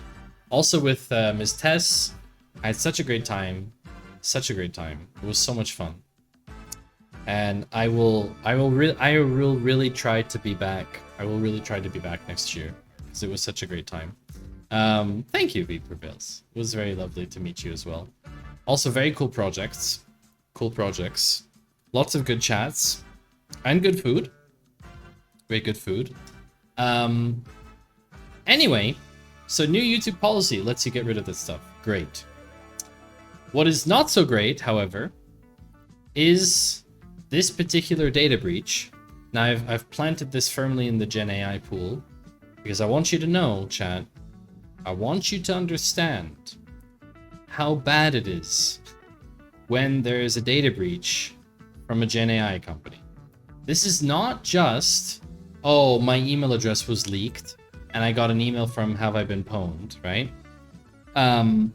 This is not just, oh, my credit card got leaked, I need to cancel it, blah, blah, blah. This is bad because your entire conversational histories are a gateway to how you talk and how you interact with systems. And it could be extremely, extremely valuable. Extremely valuable. Did I catch the SAP breach? I did not. SAP had a breach? It's also very bad. There's no need to worry that your secret ChatGPT conversations were obtained in a recently reported breach of OpenAI systems. This was just very superficial. It doesn't mean that it can't happen, though, just to be clear. The New York Times reported the hack in more detail after former OpenAI employee Leopold Aschenbrenner hinted at it in a podcast. He called it a major security incident, but unnamed company sources told the Times the hacker only got access to an employee discussion forum. Okay? It was a finding which has been closed. Oh, an SAP vulnerability. I see. SAP AI vulnerabilities expose customers' cloud environments and private AI artifacts. Fun! I will add that to the list. Thank you very much for sending that over. I appreciate that. Yeah. So, not great. Also not great. Not great. Now, obviously, just a security breach on some kind of employee discussion forum doesn't seem so bad. But imagine that this wasn't an employee discussion forum. Imagine it was a server with your private ChatGPT conversations where you asked it all that weird stuff about chicken nuggets and mayonnaise and Nutella and the weird swing for outdoors. Like, imagine all that weird stuff is there, okay? And then it's connected to your personal data, right? Somebody has access to that. Obviously, as some unknown entity or person on the planet, maybe you're not at such a big risk. But people who are a little bit more, let's say, famous or well-known are certainly a massive target for this kind of stuff. So, let's talk about the three kinds of data that OpenAI and other AI companies have access to or have created. There's three things. 1, high-quality training data. 2, bulk user interactions. And 3, customer data. So, it's very uncertain what kind of training data they have. However, they're very secretive. But these are not just big piles of scraped web data, and it would be a huge mistake to assume that they basically have just some massive piles of scraped data there. They obviously use scrapers, but they've taken that raw data and processed it into something that is very, very refined and very, very well structured. And that's a huge amount of human work hours required to do that, which is why they outsource it a lot. But anyway, some of machine learning engineers have speculated that all of the factors going into the creation of a large language model The single most important one could be dataset quality. Which is why a model that you train on Reddit will not be the same as one that you train on every published work of the last 100 years, right? This is basically the problem. And Yost, if you're concerned about your research of meerkat costumes getting into the wild, I would highly advise you to run a local LLM where nothing is sent to the cloud.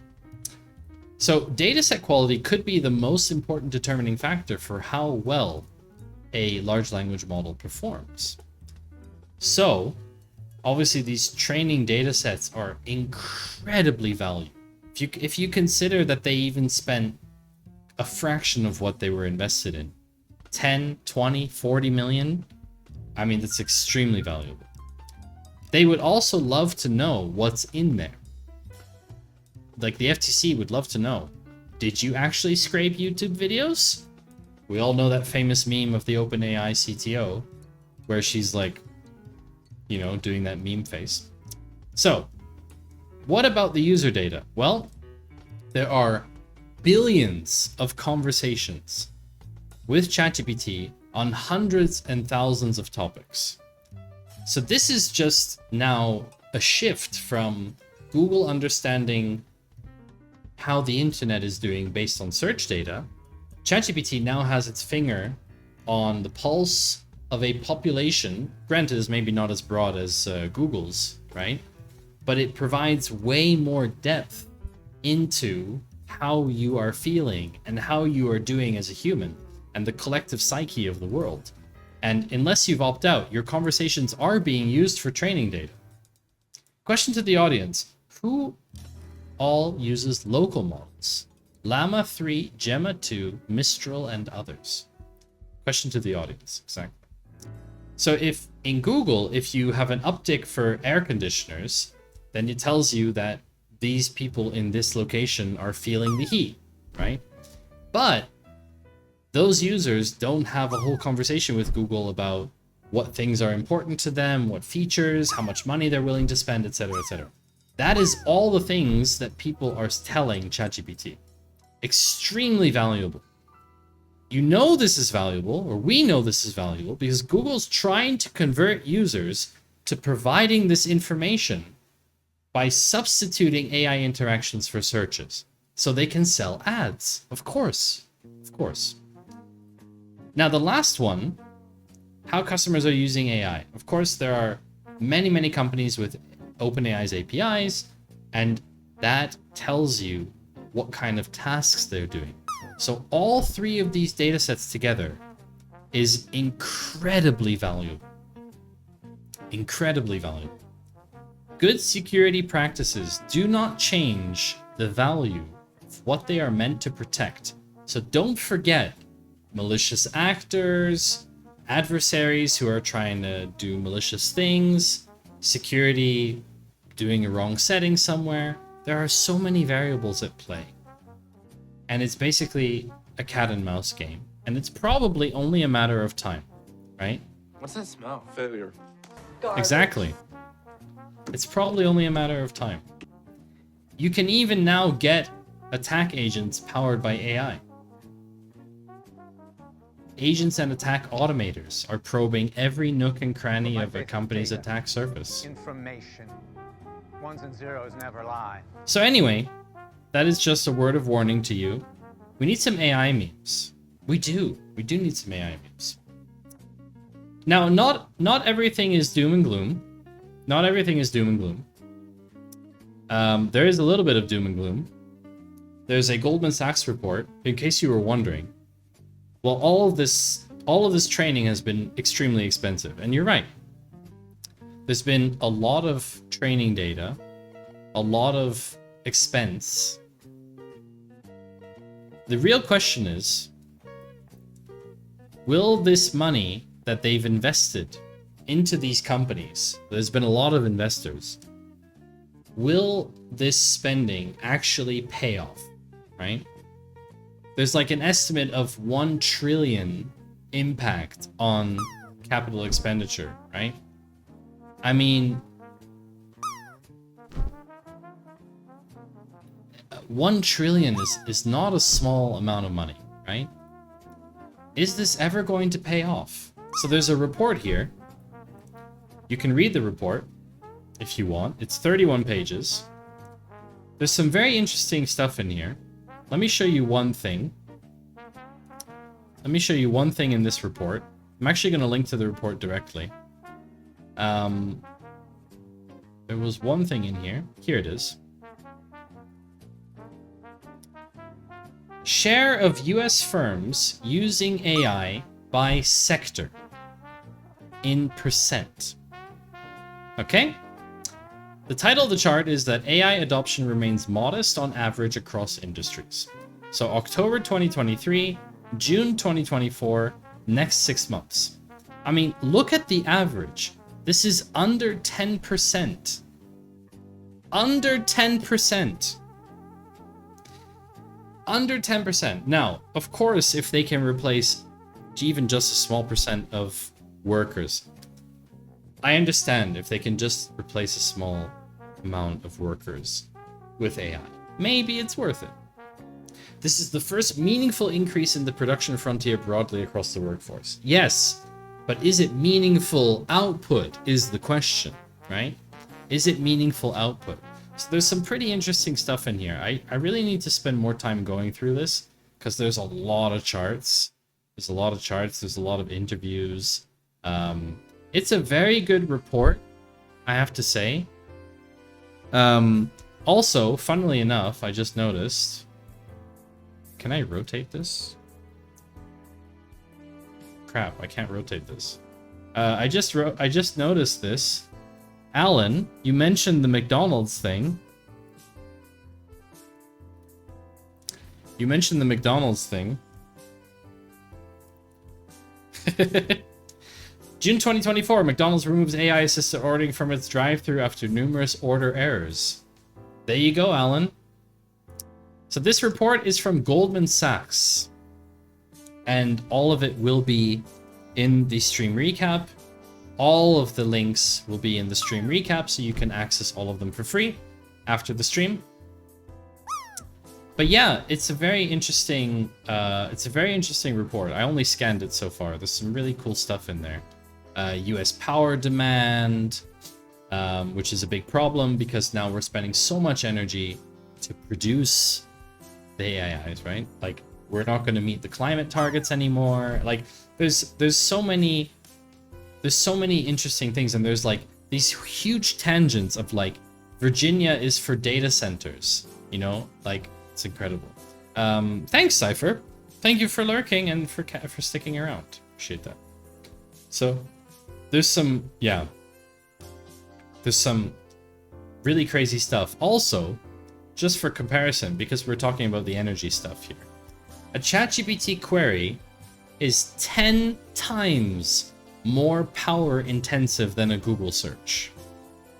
A ChatGPT query requires 10 times the amount of electricity power, okay, than a Google search does. Is the ChatGPT query 10 times more useful every single time? That is what we can really call into question. So there's some really interesting stuff in here. Anyway, it'll be linked. But not everything is doom and gloom. Not everything is doom and gloom. I have two very interesting positive notes for you. I think you would interpret that as positive. I think. The first one is, I don't know who of you knows the company Blackmagic. Blackmagic is a very, very large software suite.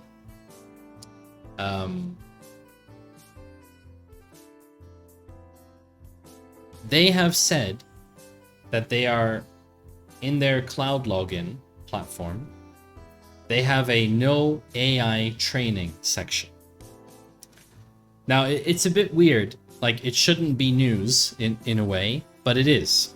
So Blackmagic Design has said, they've put a messaging in their cloud saying that we are not going to train AI on the media in your cloud.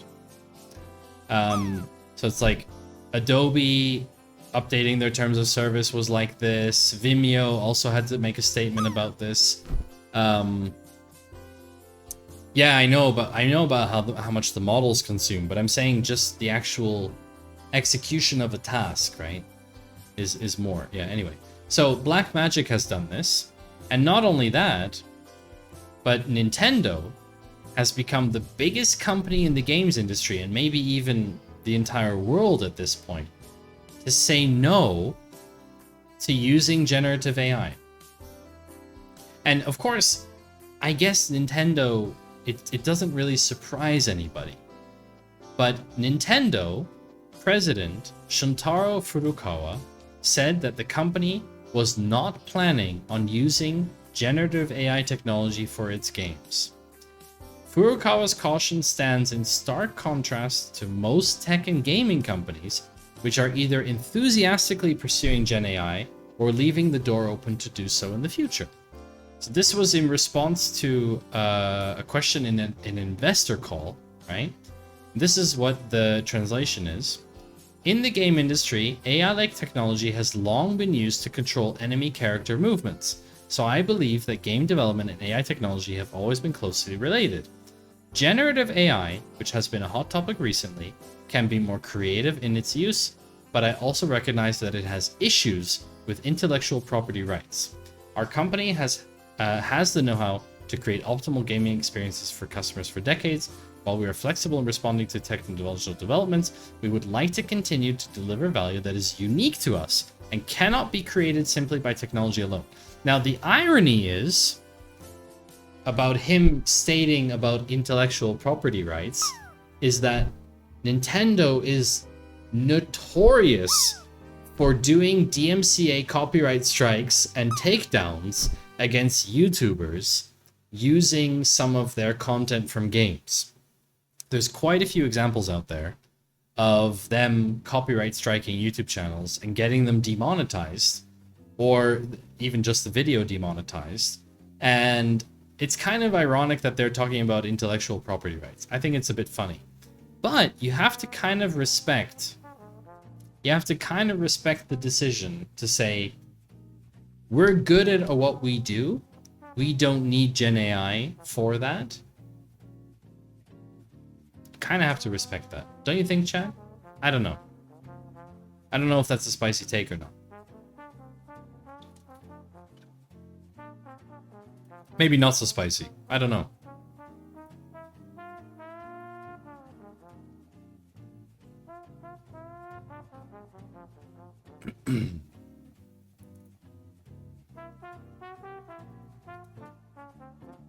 Anyway, let's move on.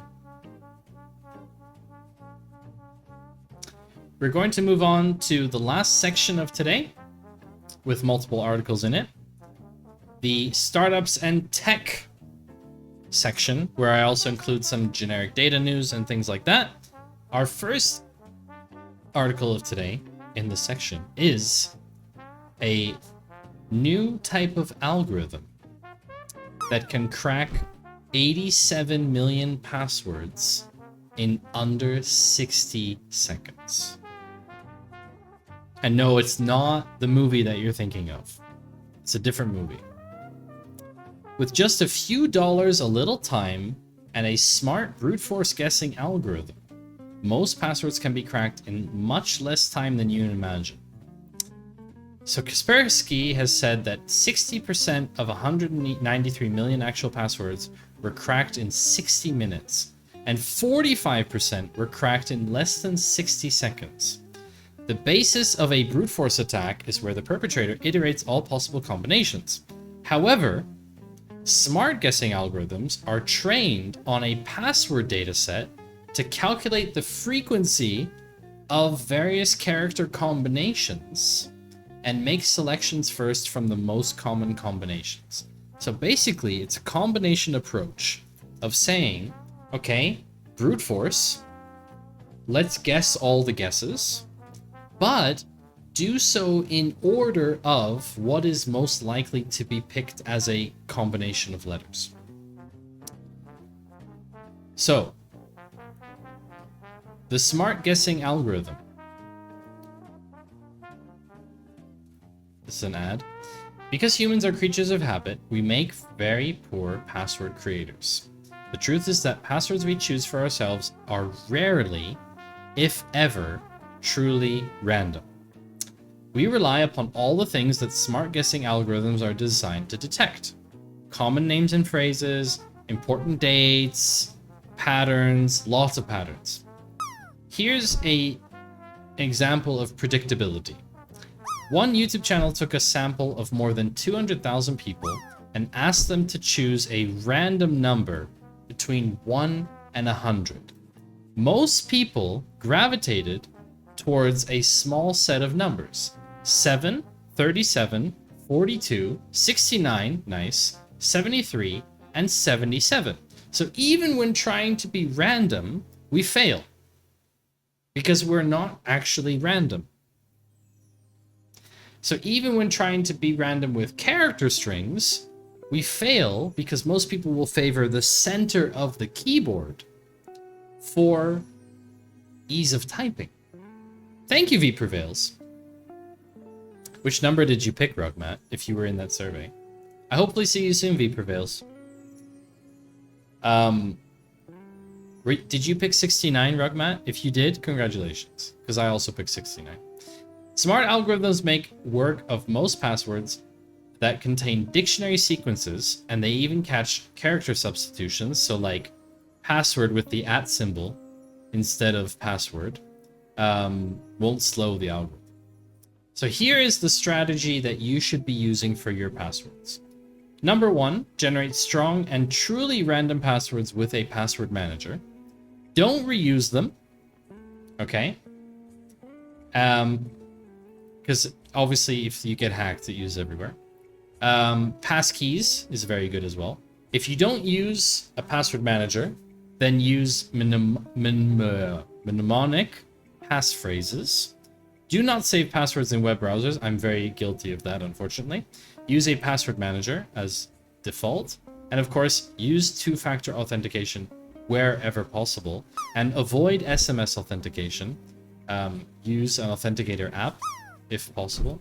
You mean Hunter 2 isn't a great password? Hunter 2 is a fantastic password. It's just not a good one for not being hacked. No, so Hunter 2 is a great password if you want to get hacked. I would argue. Yeah, I would say.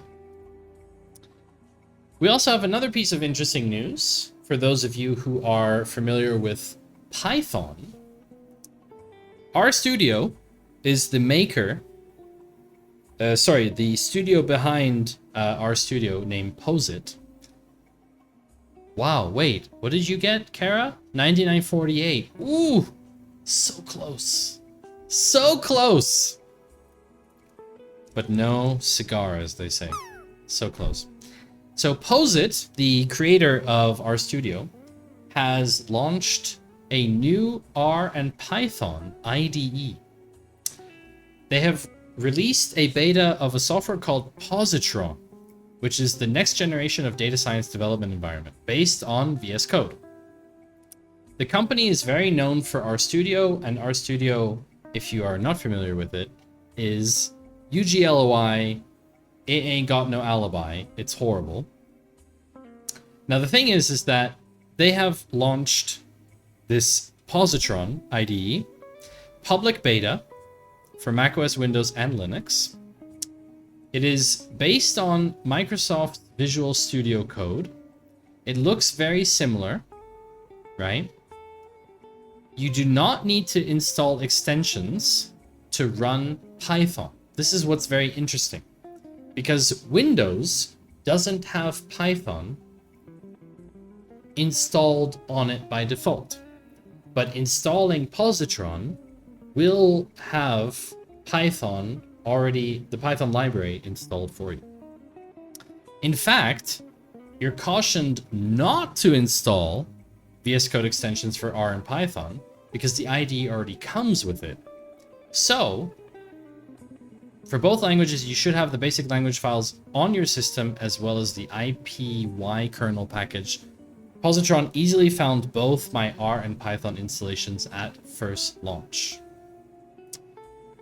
And if you want... Oh, sorry, I gotta increase the font size here. A second.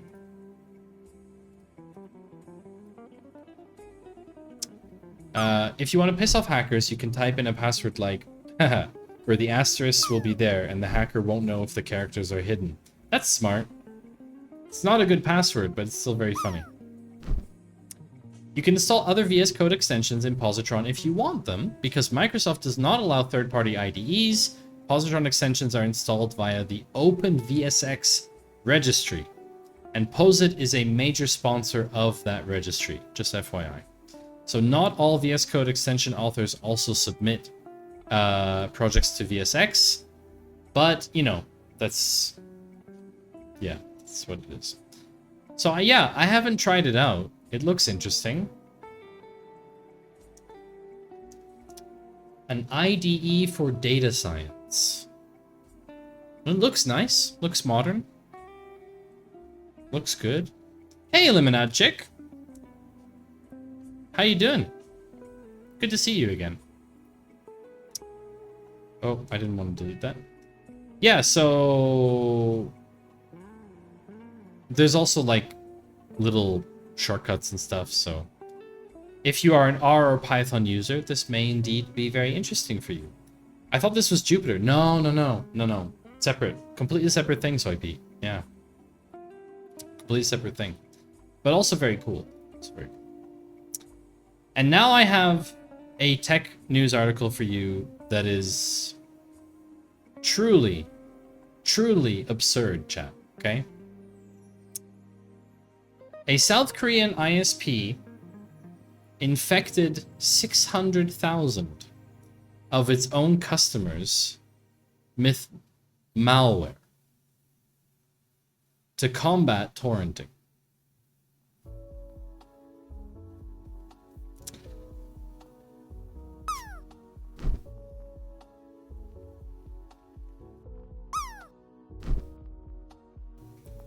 So in the US, there are these telecom companies, you know, where they've like being able to throttle traffic and all kinds of weird, crappy stuff. So elsewhere in the world than the US, you have a company that is called KT, based in South Korea, being accused of inflicting malware on 600,000 of its own customers.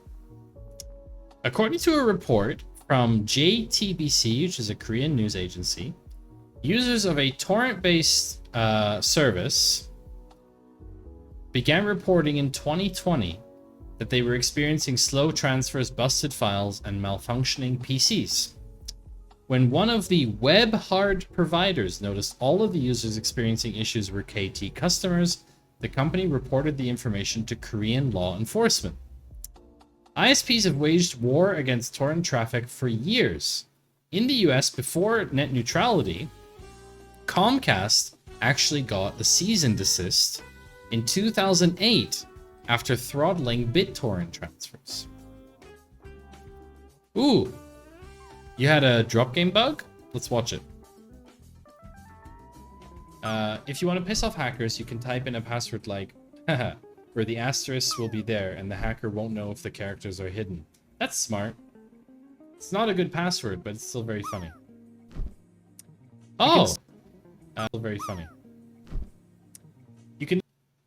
That's fun. Interesting. How interesting. So yeah, Comcast got a cease and desist in 2008 after throttling BitTorrent transfers. So now there's like legal protections and networking advances and all that stuff. But basically, the Korean police have found evidence that KT was distributing malware to its own customers as punishment for using peer-to-peer services. A follow-up report shows that they searched their headquarters, and it appears that the team at their company had an actual development cycle for distributing malware and then wiretapping data exchanged between them. It's difficult to parse out confirmed specifics without any English reporting from JTBC, but it seems like the company's explanation for its malware task force is that the team was an attempt to control what it considered malicious services. Okay. The malware squad's operation allegedly followed internal KT discussions about minimizing ongoing networking costs.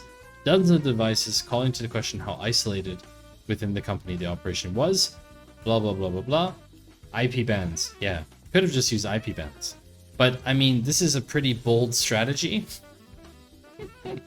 Infecting 600,000 of your own customers with malware.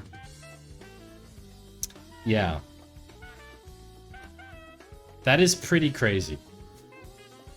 I don't know if I would ever go that far, chat. Pretty crazy. Yeah. Pretty weird. So, I think it's time, chat. Hi, Rossum. Don't give Comcast any ideas. Yeah, true. True. Let's not give Comcast any ideas, people. Although I think now with the I think Rossum, now with the protections afforded by net neutrality and stuff, I don't think it's very likely that they try that kind of stuff again, to be honest. Yeah. Let's talk about the Swiss news article of today.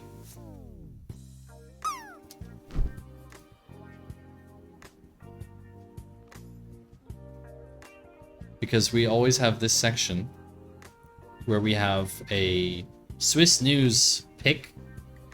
And I actually found, for once, a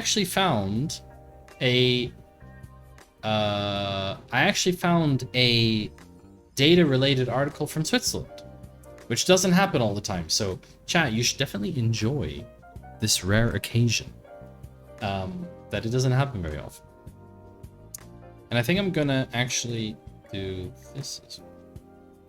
So, what is this article? Well, a Swiss label is coming up with a kind of verification system for how data centers consume energy.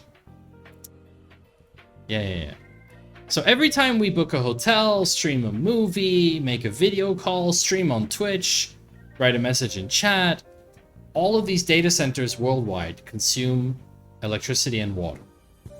And a label that is launching here in Switzerland wants to reduce the environmental and climate impact of our digital habits.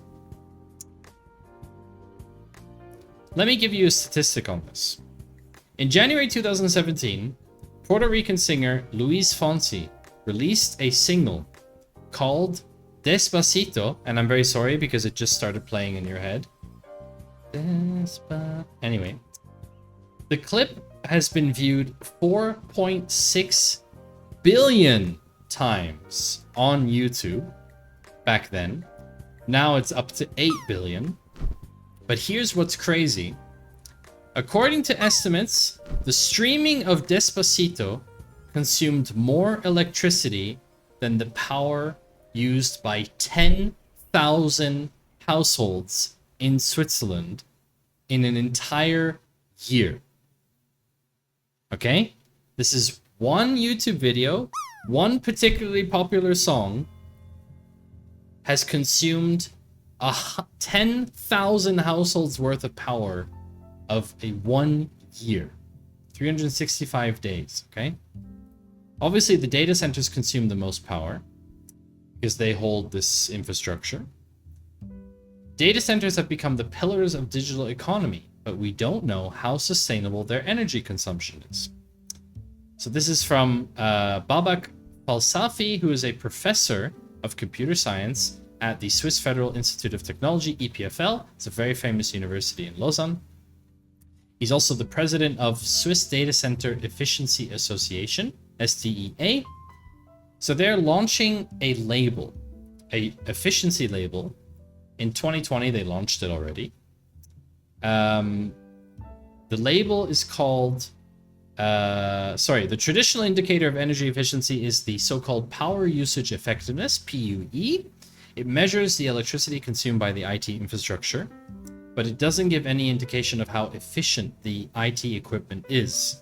So the SDEA label, which is supported by our government here in Switzerland as well, considers the entire energy balance of a data center. So for example, the CO2 emissions generated by the electricity source and the energy efficiency of the servers and storage systems and network devices. So the label places special emphasis on the reuse of heat generated by servers. So in 2019, only 1 in 3 data centers in Switzerland made use of waste heat. And that heat can heat nearby buildings, power industrial processes, you know, swimming pools, all kinds of cool stuff, right? And it could help reduce our energy consumption. So there's been a lot more interest now in this label from abroad. So they have awarded this label to 3 data centers. One that belongs to HP, one that belongs to SIX, and one that belongs to Swisscom, which is our national telecommunications company. But apparently, based on the results... Hey, JD! Based on the results of the pilot phase of the project, implementing the requirements for obtaining the label saved up to 70% of previous energy consumed. That's a lot. That is a lot of energy. We're going to do a quick shout out here for JD Does Dev, another member of the Claw. I hope things are going well for you, JD, or better than they were. Oh, Daddy. Wait, what did you just say, oh, Daddy? Oh, dear. Very embarrassing clip.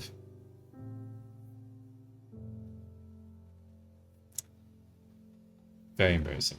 So yeah, there's another 8 data centers in the process of certification. They obviously can't name the companies. And there are discussions with data center operators in Austria, Germany, and Scandinavia. So yeah, it's very interesting that, yeah, there's this label now. Obviously, we're trying to position Switzerland as a place for green energy. I guess that's part of it. That's certainly part of it. We are well suited to operating data centers in the most environmentally friendly way possible. It's also a very, very expensive place to operate a data center. I will be honest about that. Like, it is very environmentally friendly, but also extremely expensive in comparison to other locations. I remember a project where they put small servers in houses instead of heating and use them as heating by mining Bitcoin and then paying for utilities. Yeah, I remember something like that.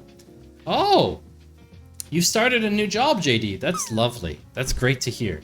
Living on PB&J. Hey, peanut butter and jam? Can't knock peanut butter and jam. Oh, now I'm hungry. Now I got like a straight hunger pang. Now I kind of want PB&J. Oh, We had soba for dinner, actually. For lunch today. Soba for lunch. And then I had some leftovers for dinner from takeaway. But I'm very glad to hear that, JD. I'm so happy to hear that. Best of, I wouldn't say luck. What do I want to say? Best of times to you. I hope you have a good time at your new job. Also, JD, speaking of daddy.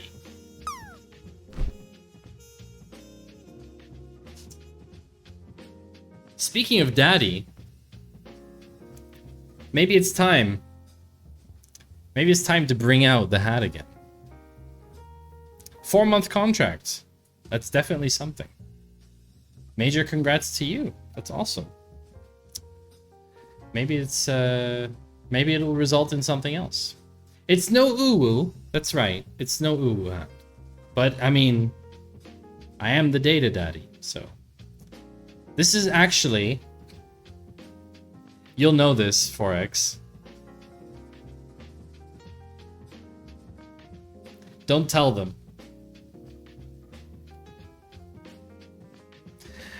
Don't tell them. No merch. No merch. I wouldn't sell merch. Doesn't make sense to me. Doesn't make sense to sell merch. I'm not a merch person. And no, I'm not adopting you.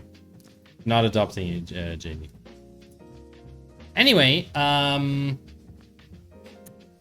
next section for the news show today is the second to last section. And it is about, we used to have a section called Twitch Highlight. basically I wanted to call out or talk about one particular thing in the streaming space. But I've since realized that I haven't been doing good work. I haven't been doing good work because I've only called out one thing when there's been way more than one thing. There's been a lot of things that we could talk about. And so I have an alternative suggestion, and I'll be very transparent about this. It is not sponsored in any way. Zero. I receive absolutely nothing, okay, from this creator.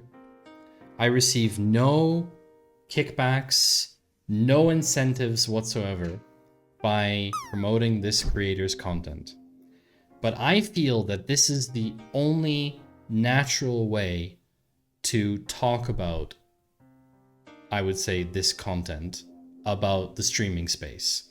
And so I have now decided to include a branded section of my stream called the tos.gg branded section. On the Data Cafe, we are going to have a section dedicated to the stream recap by none other than Zach Bussey, who is an incredible creator who always has his pulse on what is going on in the content creation space, not only Twitch, but also other platforms. And these recaps allow you to stay up to date on what's going on. And today's recap in particular, so there's a weekly recap that gets sent on Mondays, and I think the timing is not coincidental. I think it's great to, sorry, my eyes are twitching. I think it's great to call out another creator that's doing incredible work. And so what I'm going to do is I'm just going to sign out here quickly. I'm not going to give you the secret pass access that I have. I'm going to give you the standard access, and I'm going to call out one thing because I know all of you are going to love this, okay? Twitch is launching a new clip creation flow, okay? Now this clip creation flow is really, really good. It looks really good. It looks a lot better than the one currently, which is not hard to do, to be fair. But best of all, when people clip, there will automatically create vertical clips as part of the creation process, according to your defined layout, which might not work for this stream, but whatever. But what's incredible is this. Never mind clip hygiene anymore, chat, because clip hygiene is going away with this. When the new intentional clip saving system may reduce clip quantity by up to 76%. That is how many Twitch clips Twitch believes to be unintentional. 3/4 of clips Twitch believes to be unintentional. I want that number to sink in, chat.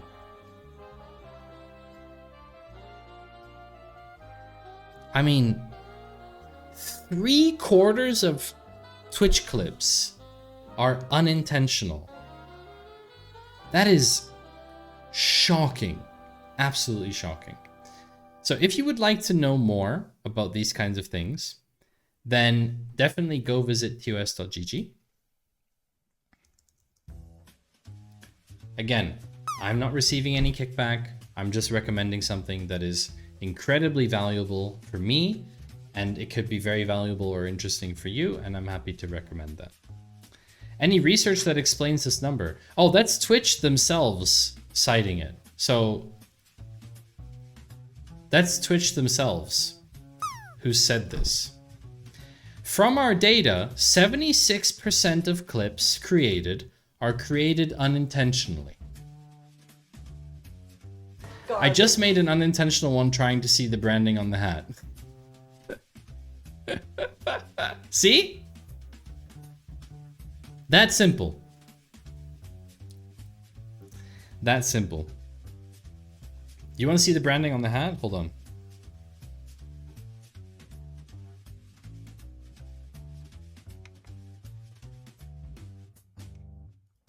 Why is this not working?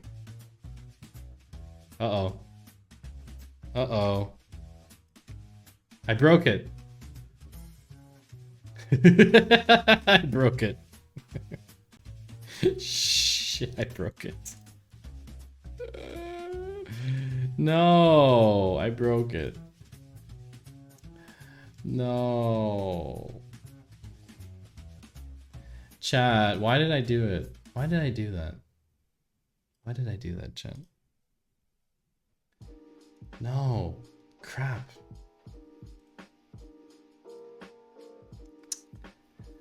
Oh, come on.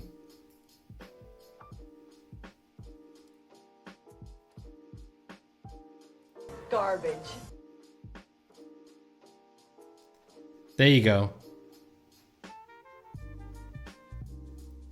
Oh, you know what we haven't had in a while? We haven't had a time warp in a while. Another powerful reason. Let me give you a free time warp, chat. Microsoft Excel. Inside.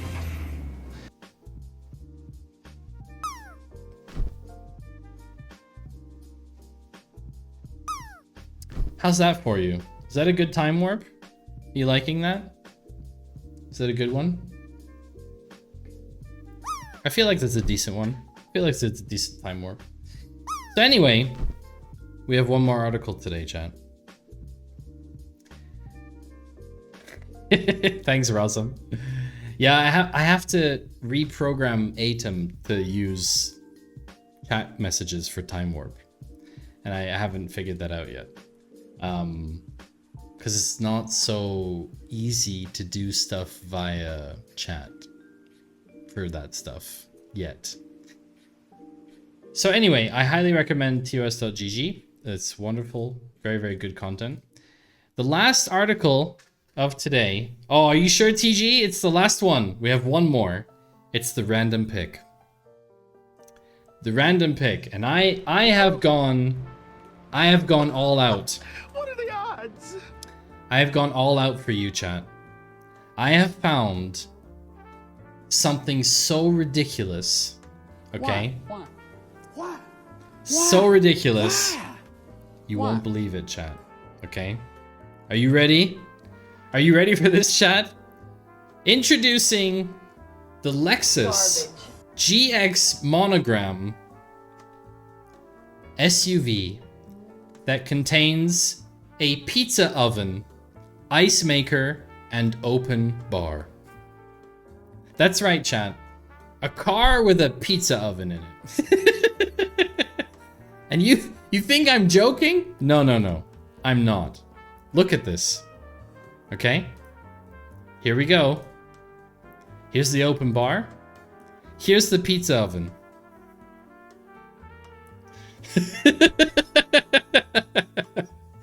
I mean, who hasn't thought they're driving around thinking, gosh, I would kill for a pizza right now, and just stop by the side of the road, open up your trunk, and literally fire up a pizza? I mean, honestly,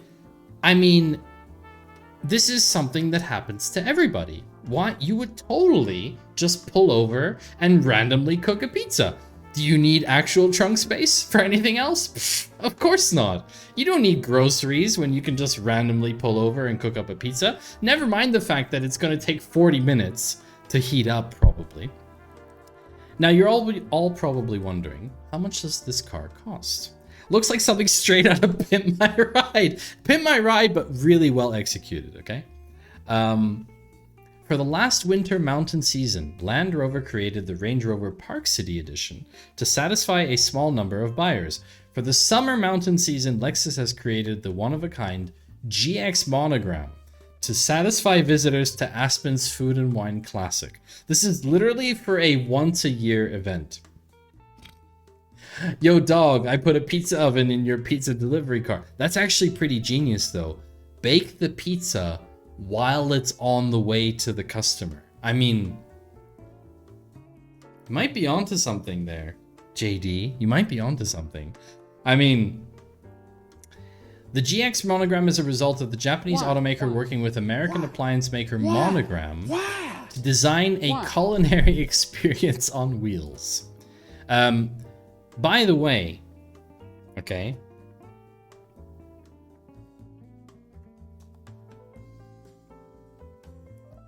Where is this? Oh yeah, between the rear seats, not only that, okay? Between the rear seats, Monogram's $1,500 heated ice press creates spheres of transparent ice.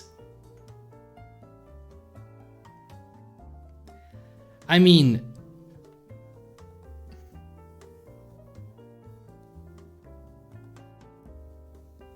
I just can't believe how absurd this is.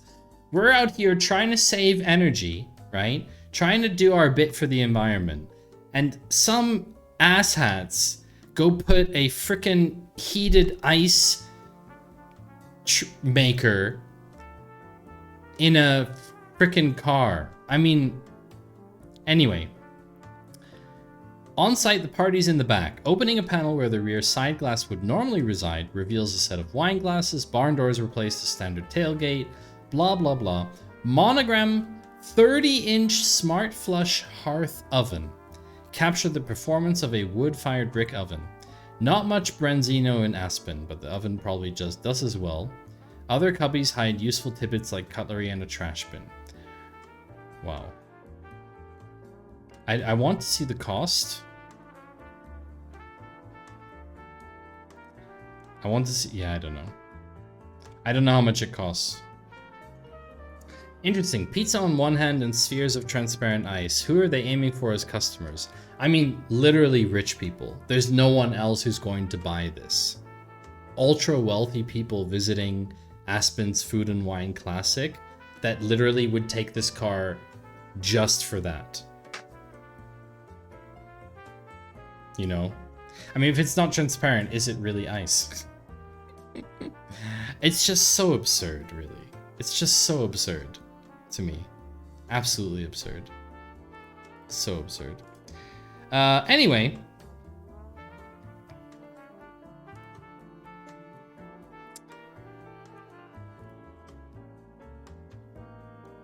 I'm beginning to search for a raid target, chat.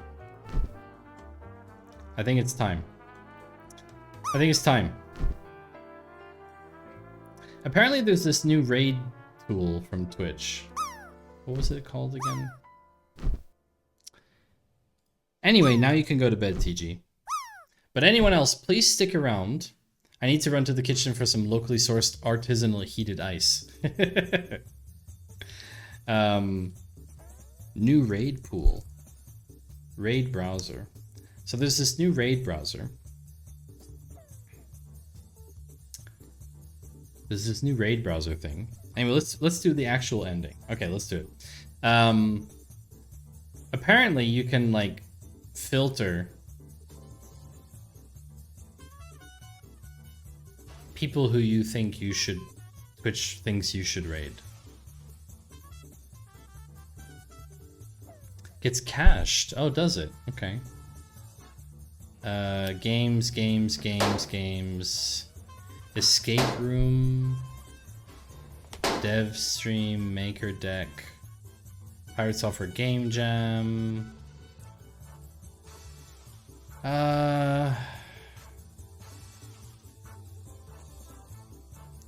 Feeling coconutty.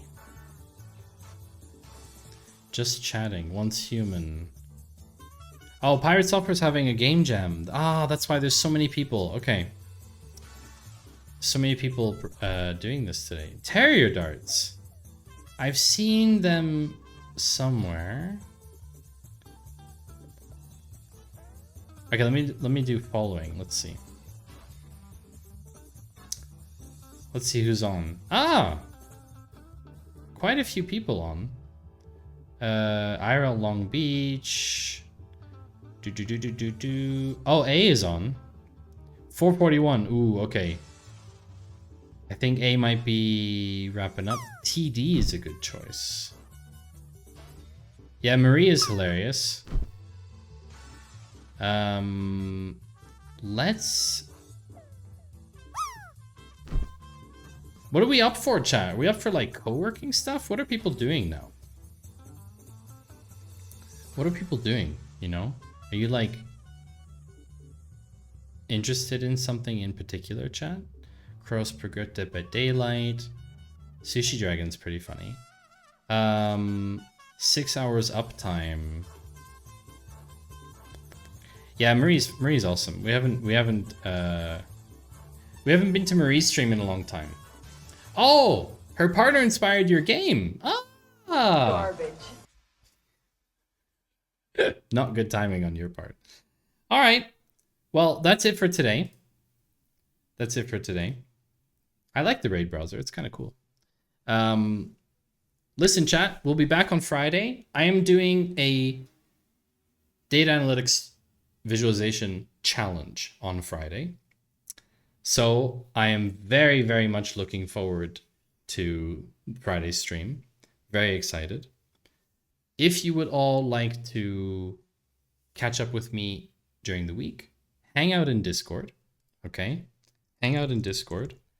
I'm usually co-working during the week, except when I'm in the office. Thank you all for joining today. I appreciate the support. Coming back to stream after a little break and seeing all of you here is so nice. It's a nice feeling.